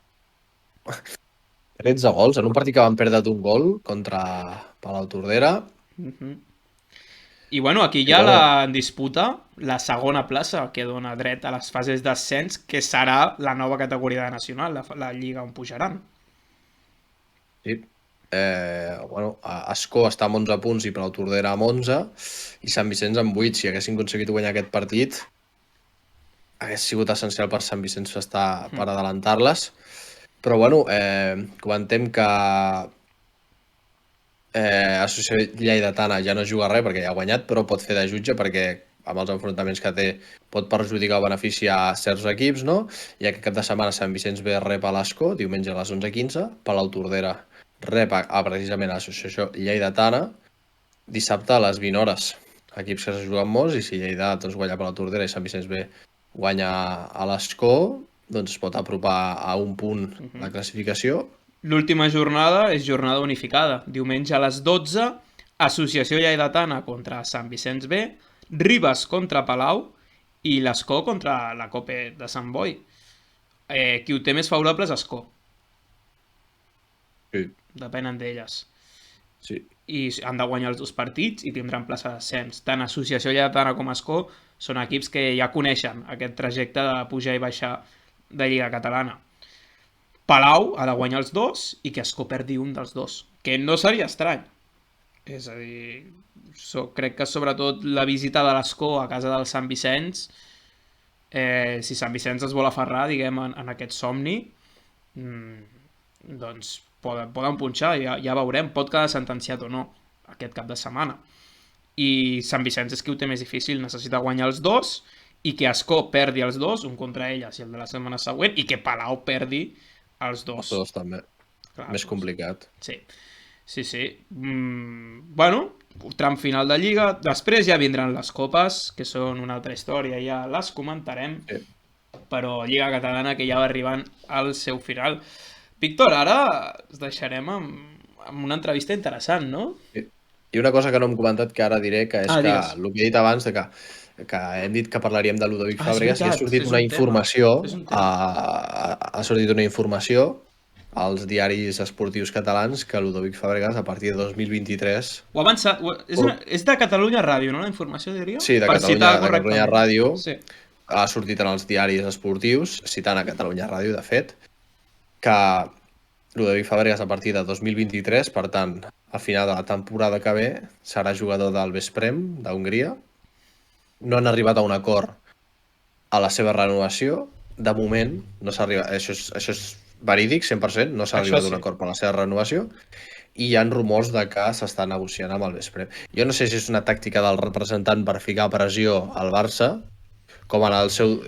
o pot ser un nou cas pel Barça, en el fet de que el Ja. Barça està descuidant, s'està centrant molt en el futbol i s'està descuidant els jugadors de l'handbol, i doncs sí, ja parlarem de la terra renovació, ja parlarem, i arriba un moment que el jugador ha de prendre una decisió per ell i per la seva família, perquè recordem, pots viure Jo no veig a Fàbregas... de rentes, Sí, sí. i segurament aquest jugador, si arriba a un moment, haurà de mirar per ell mateix i la seva seguretat, i si Vesprem li fa un molt bon contracte, jo entendria que si el Barça no li fica un contracte sobre la taula perquè el pugui firmar, Però mira, arriba un moment que digui, mira, o me'l fiqueu ja o Clar, firmo clar. perquè necessito assegurar el meu futur. però tot i així, jo crec que parla molt malament del club això, excepte el cas aquest, si fos real, que dius que és una triquinyuela del representant, etc. Però Fàbregas a mi no em sembla el perfil de jugador que de seguida ha marxat d'un club, o com a mínim del Barça, perquè, ostres, era un tio que venia aquí amb una il·lusió brutal, que de seguida ha pres a parlar català, que ja en parlava una mica perquè el seu avi era català, és jugador, diguem, de la zona així com es coneixem, la Catalunya Nord, no? La part del sud de França on també es parla català, però que l'ha après l'idioma, que al cap dels pocs anys és capità, que es mostra culer, no? Que com que hi ha una vinculació sentimental amb el club, i no crec que sigui el perfil de jugador que a la mínima et fa l'espantada. Al revés, que ell estic segur que estaria disposat. Bueno, és que Fàbregas podria jugar a l'equip que volgués, no? Tu ho has dit, és el millor del món. Podria escollir equip i escull jugar al Barça, perquè diguem que el que ell el motiva és portar el Barça a... Ja ha guanyat la Champions amb el Montpellier, Fàbregas. Ja ha guanyat coses amb la selecció de França. La motivació que té com a esportista és, jo crec, quedar-se al Barça. Si realment Fàbregas marxa, és, bueno, el cas de com destrossar l'equip, és com la pitjor direcció tècnica de la història. Sí, sí. I em sembla molt estrany que es filtri una informació, perquè a l'handbol normalment quan surt una cosa així tan clara és perquè realment està a punt de coure's això, perquè ja ho hem vist altres temporades, no?, de que es diu, no, el Barça ha fitxat a Emil Nielsen, o el Barça ha fitxat a Melvin Richardson. És que el de Melvin Richardson, Luis Frade, i qui més era, Daniel Lángaro, em sembla que va ser, es va filtrar com un any abans, i és que era així de clar. I em sembla molt estrany que surti això i s'arrisquin a dir-ho si és que algú de confiança no els hi ha dit. Perquè a Catalunya Ràdio li suposem fiabilitat, no creiem que sigui com altres mitjans que hem parlat. Catalunya Ràdio ens transmet confiança. Ja pot ser que el mateix club ho hagi informat per ficar pressió mediàtica al jugador, de que la gent li digui, ostres, i se li tira una mica l'afició a sobre, no? I ell, com té aquest sentiment culer que tu has comentat, digui, ostres, no puc marxar, mira com la gent com està reaccionant, i acabi acceptant una oferta a la baixa del club, que segurament és el que li estan oferint, perquè estic segur que l'oferta és a la baixa, dubto que li ofereixen més diners, com a mínim li ofereixen el mateix. I jo crec que segurament l'oferta és a la baixa, potser més anys i menys diners, perquè em sembla estrany. Crec que el club està prioritzant moltíssim el futbol, està fent esforços econòmics per portar coses noves al futbol, jugadors nous, inscriure jugadors, i estan sacrificant la secció que més triomfs ha donat en els últims anys, sens dubte, que és l'handbol, deixant a part de que la Lliga Sobal i tot és fàcil, però és que el que està aconseguint l'handbol és increïble. Crec que es podria retallar en altres punts del club que no s'està fent i s'està sacrificant l'handbol, que és la secció més potent. Tu creus realment que la notícia de l'altre dia, quina era? Que el Barça tenia un dèficit salarial de quan? Menys 170 milions o una cosa així? No, 400 milions. 400 milions? El problema no està amb el sou de Ludovic Fàbregas ni de cap jugador d'handbol, no? No són aquests els problemes. Vull dir, és absurd. És com intentar tapar les caratades del Niàgara amb el tronc d'un plàtan d'aquí de la Rambla del Poblenou, saps? És que no. Menys 431, per ser exactes. Clar, no ve d'aquí. No és el problema aquest. No, el percentatge que és. I si acaba sent cert, per mi el problema ja no és tant la marxa del millor pivot del món, sinó que pot desencadenar altres marxes, perquè fa menys sòlid Hem el vist amb projecte. Aaron el que va passar amb Aaron Palmerson Clar. també, que és un jugador que es volia quedar Clar. també sí o sí i va És que, de esperar fet, fins l'últim Palmerson moment. ja ve al Barça per prioritats familiars. Perquè això ho he sentit comentar alguna vegada, que Palmerson podia escollir quedar-se a Vesprem, podia escollir tornar a Quill, podria haver escollit el PSG, però diguem que per circumstàncies personals volia venir a Barcelona. És a dir, que el jugador vol estar-hi. I fas tu que acabi arrepentint-se d'aquesta decisió. És terrible, és una gestió nefasta. Sens dubte, i bueno, estarem atents, no? Fins que no surti el jugador a dir-ho o surti Cert. un comunicat oficial no podem dir res, però normalment quan surten aquest tipus d'informació i es publiquen en tants mitjans de renom, no? Que tenen fonts fiables del club, doncs segurament ja. Però fins que no estigui escrit, el que diu, escrit a pedra, que es diu, no? Serà difícil. Segurament, si és veritat, el Vesprem ho anunciarà abans que el Barça. Perquè si s'aconsegueix aquesta firma, el Vesprem ha de fer-ho públic, no? I ha d'il·lusionar la seva afició. I és un equip que anuncia fitxatges també força aviat, no com el Barça a última hora, no? I ja se sap, i igualment no ho diuen, i crec que Vesprem sempre... Sí. De fet, a vegades hem vist que fan presentacions a un dia tal qual, diuen, presentació de tots els jugadors de la temporada que ve, igual estem al gener de l'any anterior. Per tant, ja tindrem notícies d'això i anirem informant. Si Vesprem incorpora a Fàbregas i a Casado, si ja de normal Vesprem és candidat a guanyar la Champions, hòstia, aquests dos són molt bons, Reforça les dues posicions que té una mica més de problemes. Problemes entre cometes, problemes relatius. Sí. Problemes que ja els voldria qualsevol altre equip, aquests problemes. Bueno, Víctor, ara sí, els deixem. O sigui, cortineta, l'entrevista, a Paula Recio, que no ens amaguem, mira, l'hem gravat abans. Va, fes-me un titular de l'entrevista. Corrupció i amenaça. Coacció! Sí. Coacció. Sí, brutal. L'altre dia als Oscars que va sortir Francis Ford Coppola, Robert De Niro i Al Pacino per l'aniversari del Padrino, doncs hi ha algú per allà que sembla que s'ha inspirat en aquesta pel·lícula per algunes coses. Bravo, Víctor. Però bueno, no ens quedem només amb això, hem parlat de moltes coses interessants, de periodisme, de comunicació, de l'handbol femení, de l'arbitratge femení i tot. Per tant, molt interessant l'entrevista a Paula Recio, jugadora de la Copa Sant Boi, pivot. A continuació, i ens veiem a la pròxima. Vinga, fins després de Setmana Santa. Això sí, descansem un parell de setmanes, no? Sí. I tenim, podem dir que tenim ja sorpreses també preparades pel següent episodi Sí. I una que no s'espera ningú. Bueno, jo crec que les dues que tenim no se les espera ningú, però hi ha una... No se les espera ningú. Bueno, que transcendeix de l'handbol, mira què et dic. Sí, no té gairebé res a veure, però ens hem ficat en un petit projecte i quan ho informem, ho sabreu tot al 100%. Merci, Víctor. Ara sí, adeu. Que vagi bé.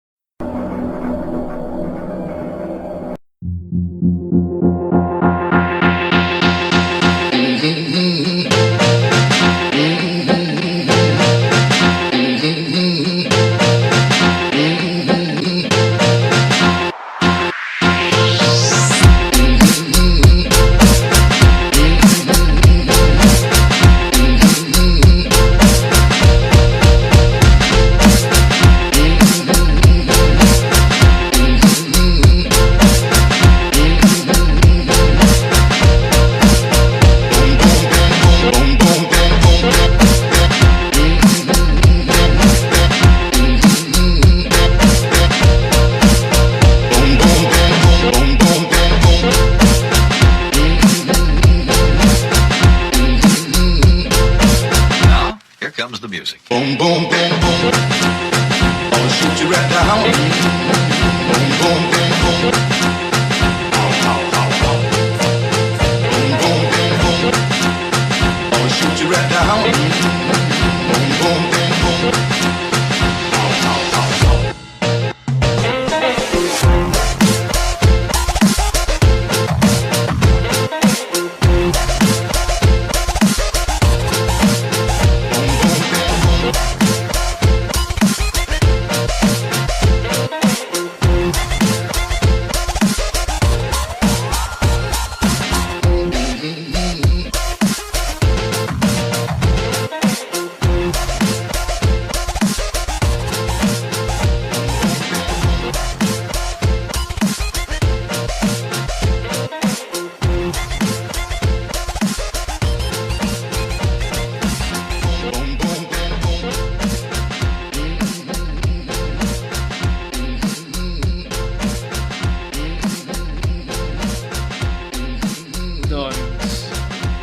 sempre tu, Jimmy, si no. Sí, arrenco jo. Sí. Bé, doncs acabem avui el programa, l'episodi 14, amb entrevista que feia molt temps que no fèiem, des d'abans de Nadal. I tenim avui a Paula Recio. Hola, encantada. Hola, Paula. Bé, Paula, et volíem convidar, diguem que quan fèiem llista ja et teníem al cap, però amb l'excusa pertinent avui de que s'apropen al final de Lliga Catalana i el Sant Boi, que és el club on tu jugues, és l'únic equip de Catalunya que té tant el sènior masculí com el femení a la fase pel títol de Lliga Catalana. I a més, com sempre, també busquem una volteta més als nostres convidats i convidades. Bé, que ets escriptora, vaja. Sí, diuen que sóc escriptora, també que sóc periodista, llavors, bueno, hacemos lo que podemos, però sí, és tot un gust poder estar aquí, sincerament, i representar, entre cometes, la COPE, que ja, bueno, jo em dic que sóc una mica mercenària i totes les companyes, però al final portem el gruix que portem 5 anys ja a la COPE i la veritat és que, bueno, tenir els dos equips a la fase final de Lliga Catalana, doncs, bueno, sempre està bé, no?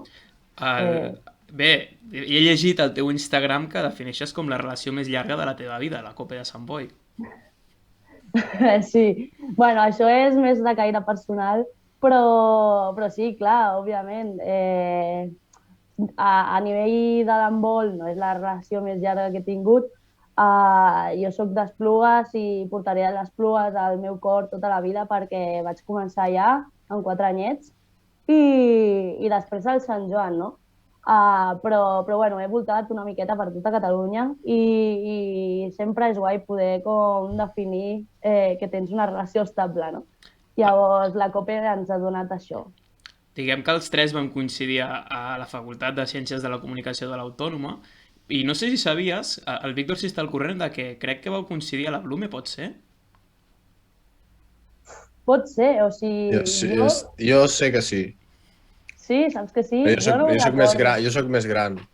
Sí. Vam començar la uni... Jo vaig començar amb la generació del 96, la uni, però jo sóc del 95.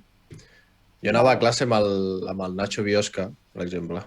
Vale. Sí, bueno, jo vaig entrar, llavors crec que coincidiria amb un any més o menys, no? 1 any, 2 anys. Però aquella etapa com que la tinc super, o sigui, en el record, superbon record, però molt difuminada, no? Perquè al final han passat molts anys des d'allà. Però bueno, sí. Jo com vivia allà, sí que al estar 3 anys vivint allà, et queda una mica més, no? Tu suposo que devies anar al col·le i tornar a casa i tot, no? Sí, jo era de règim mixta i a més jo vivia a Esplugues, o sigui que anava caminant a la Blume. Però sí que és veritat que amb les noies compartíem un munt de coses i tot el que podíem doncs ens quedàvem allà amb elles i ens passàvem tot el dia. Bueno, què te voy a decir, no? Suposo que ja ho saps. A veure, que puc desviar un moment l'atenció de l'entrevista. Víctor, eres més gran i avui et fas més gran, no, Víctor? Felicitats! Hala, ja tenia que... Felicitats! Sí, 27 anys. Gràcies. Home, i el tio aquí fitxant... M'ha tenido que dejar en evidencia el tio este. Sí, bueno, era perquè et felicités la convidada també, ja t'ho he dit al principi del programa. De cara a los 30 ja, Joder, tot molt mal, tot molt mal. Tot molt malament. Bé, Paula, hem repassat una mica, ja ho has dit tu sola, no? Esplugues, Sant Joan d'Espí, Sant Vicenç, si no m'equivoco, també en una etapa. Sant Vicenç, que és el club que més parlem aquí, que és el club de moda aquest any. Sí, de fet, preparant-m'ho vaig estar veient l'entrevista de la Maria Estrada. Jo amb la Maria Estrada vaig coincidir al Sant Joan durant, bueno, no sé, érem molt amigues, i després al Sant Vicenç també. Però també vaig voltar per l'OAR un any, crec que a juvenil de segon, amb la Remei, amb la Mireia Torres, amb tota aquesta fornejada de jugadorazes. I ho guardo l'OAR sempre al cor, com una etapa molt curta però molt intensa i molt guai també, no? Però sí, després d'OAR a Sant Vicenç i després a la COPE ja esperemos que no dé muchas más vueltas. De la COPE, que A més, com tens, diguem, per comparar d'haver estat a altres clubs, què destacaries de la Copa que potser fan diferent o ressalten? Perquè, alguna cosa bé han de fer, perquè ja ho hem dit, tant masculí com femení, a fase pel títol de Lliga Catalana. Bueno, a mi perdoneu-me perquè jo sóc una mica incendiària, ¿vale? I llavors... No, nosaltres, No sé. el Víctor per res, aquí no he insultat mai a ningú, el Víctor. No, jo insultar no insulto, però sí que és veritat que, bueno, la COPE, en el cas concret del femení, no sé ben bé en el masculí, crec que és diferent, però jo parlo de cara al femení. Nosaltres som unes jugadores, o sigui, som un equip de jugadores que pràcticament som totes arreplegades. Moltes venen, bueno, venia unes quantes del Sant Vicenç, de quan van pujar l'equip a plata, vam estar un anyet allà, ens van cremar i van dir, bueno, pues queremos jugar en Liga. Unes altres de Castelldefels, unes altres de la part més de baix, de Tarragona, del Vendrell. Bueno, com que es van reunir les circumstàncies concretes de que ens estimem entre totes, som amigues i volíem passar-nos-ho bé, no? Jugant a handbol, que és el que jo en concret parlo de mi i sé que parlo també per la veu d'altres jugadores. Al Sant Vicenç, a l'últim any, doncs, no ens ho vam passar bé, no? Llavors vam dir, bueno, juguem a Lliga, no aspirem a res perquè bueno, juguem el que podem i fem el que podem i ens ajuntem entre totes i intentem fer un equip amb cara i ulls. I bueno, hem tingut temporades, les primeres 2 temporades crec que van ser molt bones. La primera vam anar a fase d'ascens a Lanzarote, crec, no ho recordo bé, però bueno, vam tenir alts i baixos, no? I ara una miqueta, doncs, com que hem tornat a remuntar el que era en el seu inici, la COPE refundada, per dir-ho així. Però bueno, per part del club, doncs, hi ha cosetes que jo veig de diferències en masculí i femení. Jo crec que no és el club en concret, o sigui, no crec que sigui la COPE en concret, sinó tant als clubs en general, no? No només de l'àmbit català, també de l'àmbit nacional i internacional. I la Maria Estrada ho deia molt bé a la seva entrevista, no? Que això és com tot. L'handbol femení i el panorama femení està com menys tingut històricament i en l'esport, doncs, bueno, és el que hi ha, no? Doncs nosaltres vam dir, bueno, pues vamos a hacer algo, intentamos hacer algo i el que té la COPE i el que tenen aquestes jugadores és que són molt guerrilleres, se'ns coneix per això, crec, bueno, ho diuen, perdó, i bueno, sí, el club, òbviament, ens dona suport, però crec que encara falta, no? Que és un camí llarg per recórrer. No sé si us responc, però... Oh, i tant. Sí, no, respon perfectament. I has comentat que l'any que vau pujar amb el Sant Vicenç us van cremar. Per què exactament? Creus que van augmentar les hores d'entren, us van exigir més, o van canviar l'entrenador i tot va ser diferent? No sé, què exactament creus que us va portar a d'un any a un altre al mateix grup, no ho dir a l'handbol, però a voler totalment canviar la manera de com ho volíeu afrontar, no? De marxar de l'equip o buscar un altre objectiu? El meu cas en concret, bueno, jo ho tinc molt definit al meu cap, no? Tenir un equip que com la COPE, una miqueta, doncs que ens portàvem molt bé totes. Jo ressalto i vull ressaltar molt això perquè per mi l'handbol és passar-s'ho bé i gaudir i, òbviament, soc molt competitiva i també guanyar, no? Això per descomptat.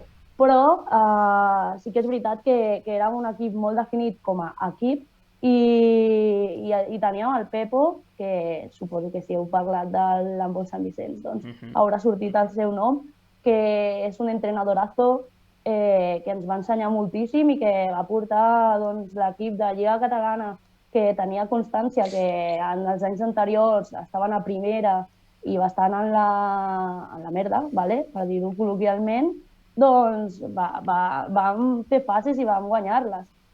Però jo considero que el canvi d'entrenador, no vull dir noms tampoc, doncs no va ser gratificant, per mi no va ser gratificant. Això és com la vida, no? Hi ha entrenadors amb qui tens més afinitat que amb d'altres, igual que hi ha persones en el món que tens més afinitat que amb d'altres, no? I jo vaig veure aquell canvi amb això. Sí que és veritat que a nivell d'equip l'handbol Sant Vicenç ha anat cap amunt. Llavors crec que no és tan estructural com a club o com a equip de trajectòria, sinó que certes jugadores que van estar allà doncs van decidir marxar perquè, bueno, per afinitats, més que res. La Maria Estrada, si us que és l'entrevista, ens parlava del fet de ser dona jove i entrenadora. Tu has sigut dona jove àrbitre. Si ens pots aportar una mica una perspectiva nova. Crec que ja no arbitres, no, per això? No, aquest és un temazo. Aquest és un temazo que bueno, imaginava que ho tractaríeu. Sí, era àrbitre i m'encantava ser àrbitre, però en un moment en concret de la meva carrera com a àrbitre i com a jugadora a la vegada, doncs jo ja anava veient com que la Federació Catalana Arbitral anava una mica a la deriva, ¿vale? No em malinterpreteu, perquè òbviament hi ha àrbitres masculins i femenins que ho fan molt bé, però n'hi ha d'altres que jo crec que hi ha una mica de pinkwashing de la Federació Catalana, no? I us diré un cas en concret. Fa 2 anys, a un partit a Granollers, una parella arbitral masculina van fer un comentari homòfob amb la mala sort que 2 o 3 de les nostres jugadores el va escoltar, no? Llavors, què va passar? Doncs, òbviament, vam denunciar aquesta situació. Jo era àrbitre en el seu moment. Perdoneu que estic una mica malalta per la veu i per tot. Però bueno, el que va passar és que ho vam denunciar per xarxes socials, tot. Vam tenir una miqueta de suport, crec que per part del club, no tot el suport que s'hauria d'haver tingut. I jo vaig rebre una trucada d'una persona del comitè que em va dir, paraules textuals, doncs, Paula, tú eres árbitra, no puedes posicionarte en contra de compañeros de esta manera, ¿no? Ciertas actitudes te pueden perjudicar y mucho y muy negativamente en tu carrera arbitral y en tu crecimiento arbitral, ¿no? Por dir-ho així. I jo vaig dir, sí, bueno, soc àrbitre, però abans de tot soc persona i tinc els meus valors i ja està. Llavors, sí, la perspectiva d'haver sigut àrbitre doncs, també com que em dona una visió molt concreta al camp, que crec que, perdoneu, que crec que també és, bueno, una miqueta criticada, perquè, clar, òbviament, havent sigut àrbitre, doncs també sabem tècniques, sabem com dirigir-nos i com no fer-ho. I una jugadora sap perfectament quan s'estan dirigint malament cap a ella, no? I he parlat amb moltes altres jugadores de la Lliga Catalana, d'altres equips, i com que veiem que aquesta situació com és generalitzada, que nosaltres pensàvem, és que és la COPE, perquè som així, tal, castellano parlantes, no sé què, pues com que això passa, no? Però que en realitat és així. I generalment ho veiem amb els àrbitres homes, que potser com que ens parlen una miqueta amb superioritat o amb una miqueta de falta de respecte. I ja et dic, no generalitzo, sí que són moltes parelles, unes altres parelles també són boníssimes, o sigui, fa dues setmanes ens van arbitrar el Pol Torres i el seu company, que no sé com es diu. No, ja no són companys. Ostres. És en Marc no sé què. Et va pitar el Pol Torres, acabat d'arribar d'Erasmus, perquè fa 2 setmanes que ha arribat de Polònia. Sí. Pues fa 2 setmanes, sí. I vaig dir, ostres, quin gust i quines ganes de poder compartir també pista amb parelles que ens respecten, no? I que es pot parlar amb elles. Llavors, bueno, és tot un món, el món arbitral. Sí, però jo t'ho dic que entenc, però els àrbits d'handbol o dels àrbits en general sempre hi ha aquest problema de la falta de respecte, no només amb les noies, que segur que s'accentua, no? Perquè ja s'accentua amb la majoria de temes, però jo que, sobretot en Jimmy i jo, que crec que hem jugat a categories més baixes, amb àrbit únic moltes vegades, a llocs de merda, a Berga, Santpedor... Bueno, Berga per mi és el millor pavelló de Catalunya, ho he dit molts cops. Bueno, sí, però l'àrbit que et pugui tocar de la delegació d'allà, segurament hi ha 3 àrbits que tenen fitxa allà i s'empiten 25 partits al FINE. I la veritat és que jo crec que el problema és que no hi ha suficientment gent que vol ser àrbit d'handbol per poder fer una tria, diguéssim, d'àrbits de qualitat, no? I tenir aquests àrbits partits de renom, no? Perquè és que t'apita cada tronco, tio, que... Sí. No sé, tu, com has jugat a lligues més bones, segurament has tingut la sort de que menys àrbits dolents, però és que si hi hagués nosaltres, ja et dic jo, a tercera catalana, no sé si t'ha pitat l'Ordóñez a tu alguna vegada o el Carajillero que siguen jugando, però és que... Hòstia, és bastant perillós per la integritat física dels jugadors, eh? Clar, no només això ja no és només verbalment o moralment que et pugui degradar o dir algun comentari dolent, no, ja és que et poden fer mal i al tio li dona igual perquè està ja, no sé, pensant en què vol sopar després, saps? Sí. Clar, o sigui, jo jugo un partit, o sigui, comparteixo totalment, perquè jo al final, sí, com dius, he tingut la sort d'estar més o menys en lligues com més altes, però el que passa que crec que és un problema estructural, perquè jo quan vaig fer el curs d'àrbitre... Sí, bueno, amb la trucada que has comentat que et diuen això, ja denota que hi ha algú que està a la part alta d'aquest organigrama que no està molt bé del cap, tampoc, saps? Perquè t'està amenaçant camufladament, saps? En plan... No, era una amenaça totalment, o sigui, clar, era com, vale, pues, què vull fer com a persona, no? Doncs mira, ja està, deixo d'arbitrar i ja està. I com que guardo amb el meu cor aquests moments d'arbitrar perquè era molt bonic i o sigui, veies l'handbol totalment diferent, no? Però vaig dir, bueno, pues, por valores ja està, hasta aquí ha llegado. Però jo quan vaig fer el curs arbitral era no sé quants, o sigui, eren moltíssims, i moltíssimes noies. Ho van destacar perquè era com de les primeres vegades que hi havia com més noies volent ser àrbitres. I si miro endarrere d'aquestes persones, diria que queden 3 o 4 parelles, com a molt. I ja us dic que eren molta gent.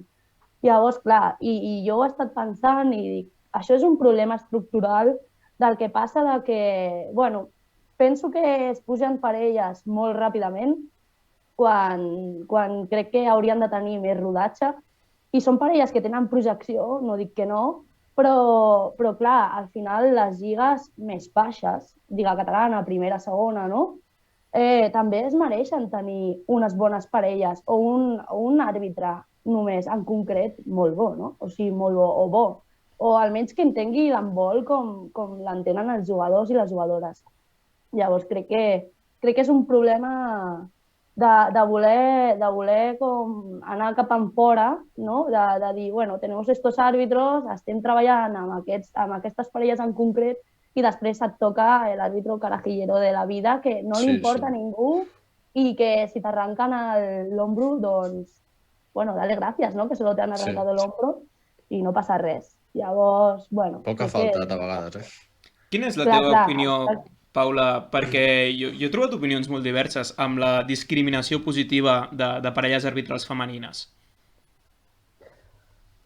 Crec que és necessària, però a la vegada em fa ràbia. ¿Vale? No sé com argumentar aquesta part.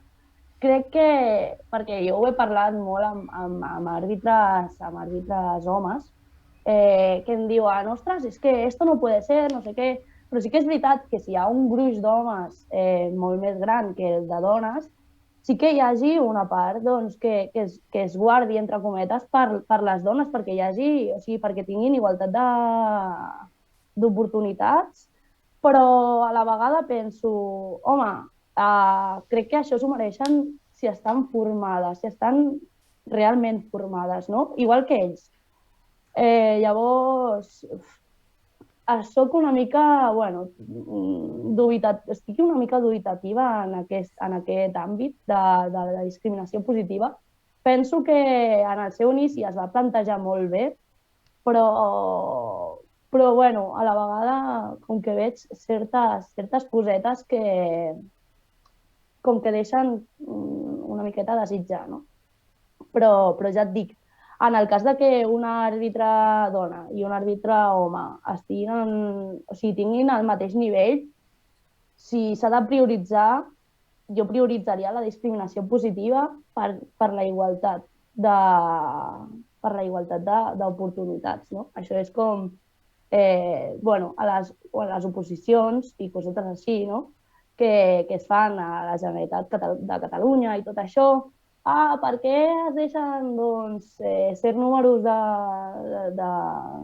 bueno, certes posicions per les dones? Doncs perquè places d'accés, exacte. Perquè històricament aquestes dones no han tingut l'oportunitat d'accedir-hi. I si no hi ha una discriminació positiva, ben entinguda i ben portada, és que no hi haurà, o sigui, seguirà sent el mateix, no? Doncs llavors, bueno, això. No sé com posicionar-me del tot. Bueno, crec que estem agafant un to d'entrevista que va bastant a la línia del teu llibre, no? Totalment. Sí. Bueno, és que jo soc una miqueta així i ho intento portar una miqueta tot, doncs, a aquest àmbit que em mou, no? Jo et volia preguntar, primer de tot, el teu llibre es diu Degenerades, no? Relats... No, com és? Ho tinc aquí apuntat, La Barcelona postporno i altres relats. Jo la primera pregunta que em ve al cap és que què vol dir o què és el postporno? Perquè no en tinc ni idea. Aparició de Nacho Vidal a la faz de la Tierra, o com va el tema? Com Jesucrist, abans de Crist i després de Nacho Vidal. Després. No, és el que s'intenta, no, però aquest és un temazo i donaria com per 3 podcasts. Però, resumidament, el que és el postporno, aquest llibre surt de la Universitat Autònoma, o sigui, de la meva formació com a periodista, no? És una investigació periodística i un relat narratiu en to periodístic, però el que és el postporno és una revisió del porno mainstream, no? De tot una miqueta també el que hem parlat, no? Dels cossos estigmatitzats, de les cares boniques, de les pràctiques també com entingudes, o sigui, enteses històricament com a normals, per dir-ho així, i que en realitat no són normals, són una construcció que l'ésser humà ha fet pel seu propi interès, no? Llavors, com que contempla coses que se surten de la normalitat, no m'agrada dir normalitat, però perquè ho entenguem, i bueno, és una investigació que parla d'aquest nou porno, però que va més enllà i que enllaça sobretot amb l'art i amb les creacions audiovisuals i amb altres tipus de creacions, també. No, em deixa... O sigui, gairebé m'abruma, no?, l'onada de coneixement. Sí. Segons... El Jimmy és molt lector, que jo recordi. Ell i el David Sagrera eren els que més llegien, del nostre grup, jo crec. I segurament el Joan Estruc i jo érem els que no llegíem un llibre ni que ens matéssim. Jo ara he començat a llegir, he de dir, però encara no tinc un nivell lector tan elevat. Però jo quan he estat llegint la sinopsi del teu llibre i tot, i dic, ostres, això és saber escriure, vull dir, és saber tractar uns temes i unes temàtiques interessants i complexes. Vull dir, és un treball periodístic molt interessant, la veritat. Jo m'he sorprès molt gratament. Clar, perquè la meva pregunta, Paula, és a dir, és un llibre que, segons també la pròpia definició de l'editorial, atravessa teories queer d'interseccionalitat, tecnologia de gènere, teoria postcolonial, concepte de corporitat, teoria de poder i de subjectivació. Llavors, la meva pregunta és, cap a qui va dirigit aquest llibre? Perquè, clar, és a dir, jo, si segons el Víctor em considera llegit i ja ni la meitat dels conceptes, o sigui, se m'escapa més de la meitat d'aquests conceptes, i això, que segons el Víctor soc llegit, No, aquest llibre no està escrit amb un llenguatge difícil perquè a mi no m'agrada escriure com en paraules rimbombantes, per dir-ho així. Però sí que és veritat que la postpornografia tracta tots aquests temes, no? Llavors és una investigació que jo faig en primera persona com a periodista. Ja sabeu, bueno, en la UAB nos lo decían mucho, ¿no? El periodista no ha d'estar... O sigui, la veu del periodista no ha d'estar... o sigui, no s'ha de veure. Llavors el que jo faig, tot i haver viscut doncs, certes escenes en primera persona de postpornografia, certes escenes no són escenes explícites, sí que n'hi ha algunes, però n'hi ha d'altres que són, doncs, potser relatar una exposició del CCCB i cosetes així, no? Però ja us dic, està escrit amb un llenguatge bastant normal, sí que tracta tots aquests temes que penso que són importants i està dirigit a tot tipus de públic. O sigui, al final hi ha també com un glossari de paraules, un glossari de personatges per ajudar el lector també com a situar-se, en plan, què és la teoria queer? Doncs això, no? La teoria queer és això. La teoria de la subjectivació dels cossos i tal, doncs és això. Inclús de certs personatges, doncs, qui és aquest o qui és aquest, perquè és una construcció d'entrevistes que jo vaig fer en un moment molt en concret, en el 2019, i que descobreix una miqueta que la postpornografia va més enllà i que entronca amb moviments socials molt potents, també. Diguem que ja ha quedat palès, no, en l'entrevista preocupació, no, de temàtica social que tens i només pels termes que utilitzes en el discurs es veu clarament. Llavors jo tinc una obsessió que és la relació de cada persona entre com és com a persona i la posició que ocupa en el camp. Ui, se li murió. No, ens veus bé? Sí. Sí, és que ens ha donat un lagazo, vale. T'havia fet un lagazo, sí, vale. Jaume. No, perdó, deia això, que la meva obsessió és la relació entre com és una persona, la seva persona i les seves preocupacions, interessos i la seva posició en el camp. El fet de que siguis pivot i estiguis, diguem, infiltrada directament en línies enemigues, creus que marca com a personalitat teva això, el voler lluitar contra injustícies i afavorir ja no només per tu, sinó per qui són les teves? Crec que és una superpregunta, en realitat, perquè mai ho havia pensat, no? Però sí que és veritat que jo vaig començar a la base. Jo porto 20 anys, o sigui, tinc 24, doncs porto 20 anys jugant en vol. I vaig començar a la base, inclús fins a cadet de segon, crec, jugant com a central i com a lateral, ¿vale? Però de sobte, el Víctor ho va comentar en l'altra entrevista que li feia a la Maria Estrada, que es va lesionar un jugador i que li van posar d'extrem, no? Doncs va passar una miqueta el mateix. I com que a l'entrenador li va agradar molt com ho feia de pivot, i em va dir, doncs, pues te quedes.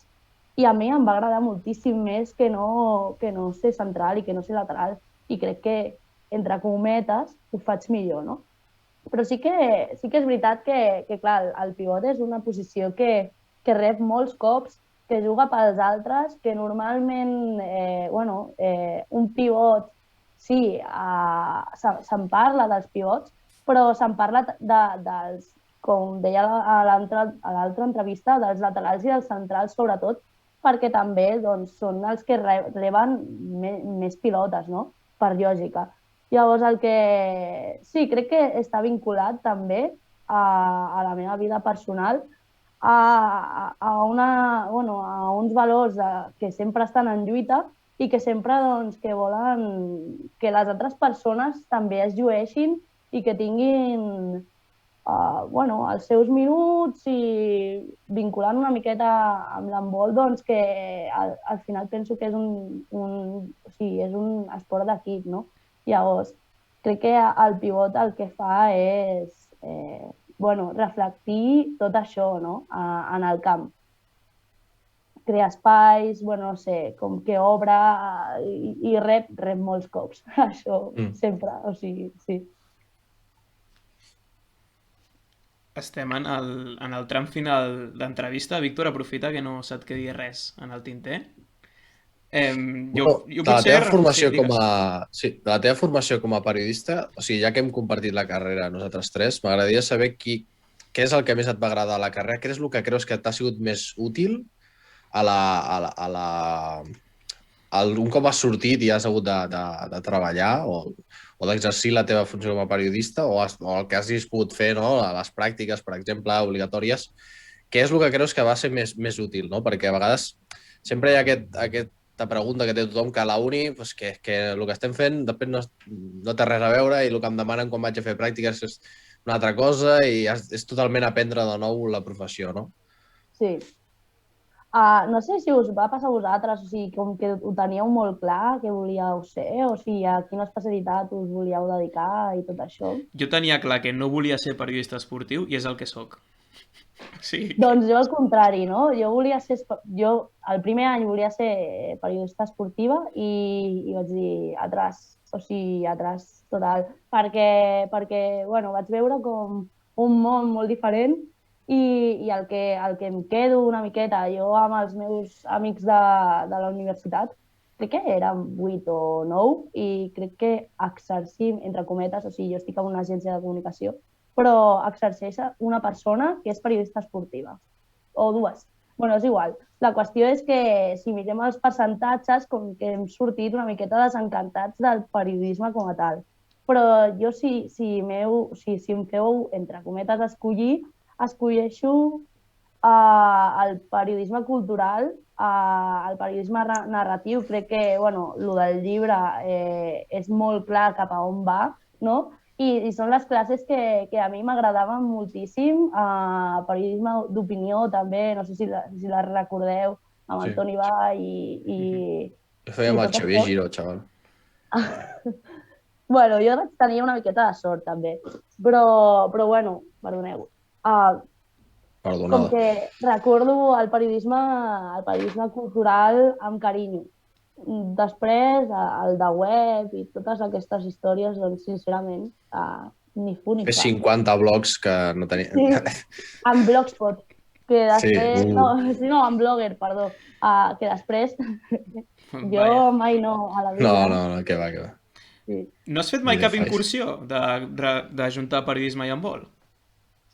Ni tan sols un treball de la uni random? Sí, bueno, al principi, bueno, tu ja ho saps, Jimmy, que jo, bueno, no ho sé si ho saps, jo vaig començar amb balonmano con V, una miqueta. Sí, bueno, sí, clar. Sí, perquè, bueno, una miqueta, doncs, per dir, vale, m'agrada molt l'handbol, aquesta és una oportunitat interessant per poder parlar des de la meva formació i balonmano con V, doncs, al principi jo ho veia un mitjà bastant potent. Però cap incursió més, sincerament. Suposo que també per circumstàncies de la vida, O sigui, bueno, no sé, no ho descarto. No ho descarto. Bé, també ho comentava el Víctor abans, que, clar, periodisme i handbol, no? Són com dos professions perquè per fer-te milionari, precisament, no? No, ni de conya. És la precarietat en definició, handbol i periodisme. Totalment. Doncs bé, ja acabem així l'entrevista. Recordem, jo crec que ens quadra molt bé el tempo a poc menys d'un mes de Sant Jordi, no? Degenerades. Sí. La Barcelona postporno i altres relats. On el podem aconseguir, per cert? Doncs és una bona pregunta. Home, si no saps tu... No.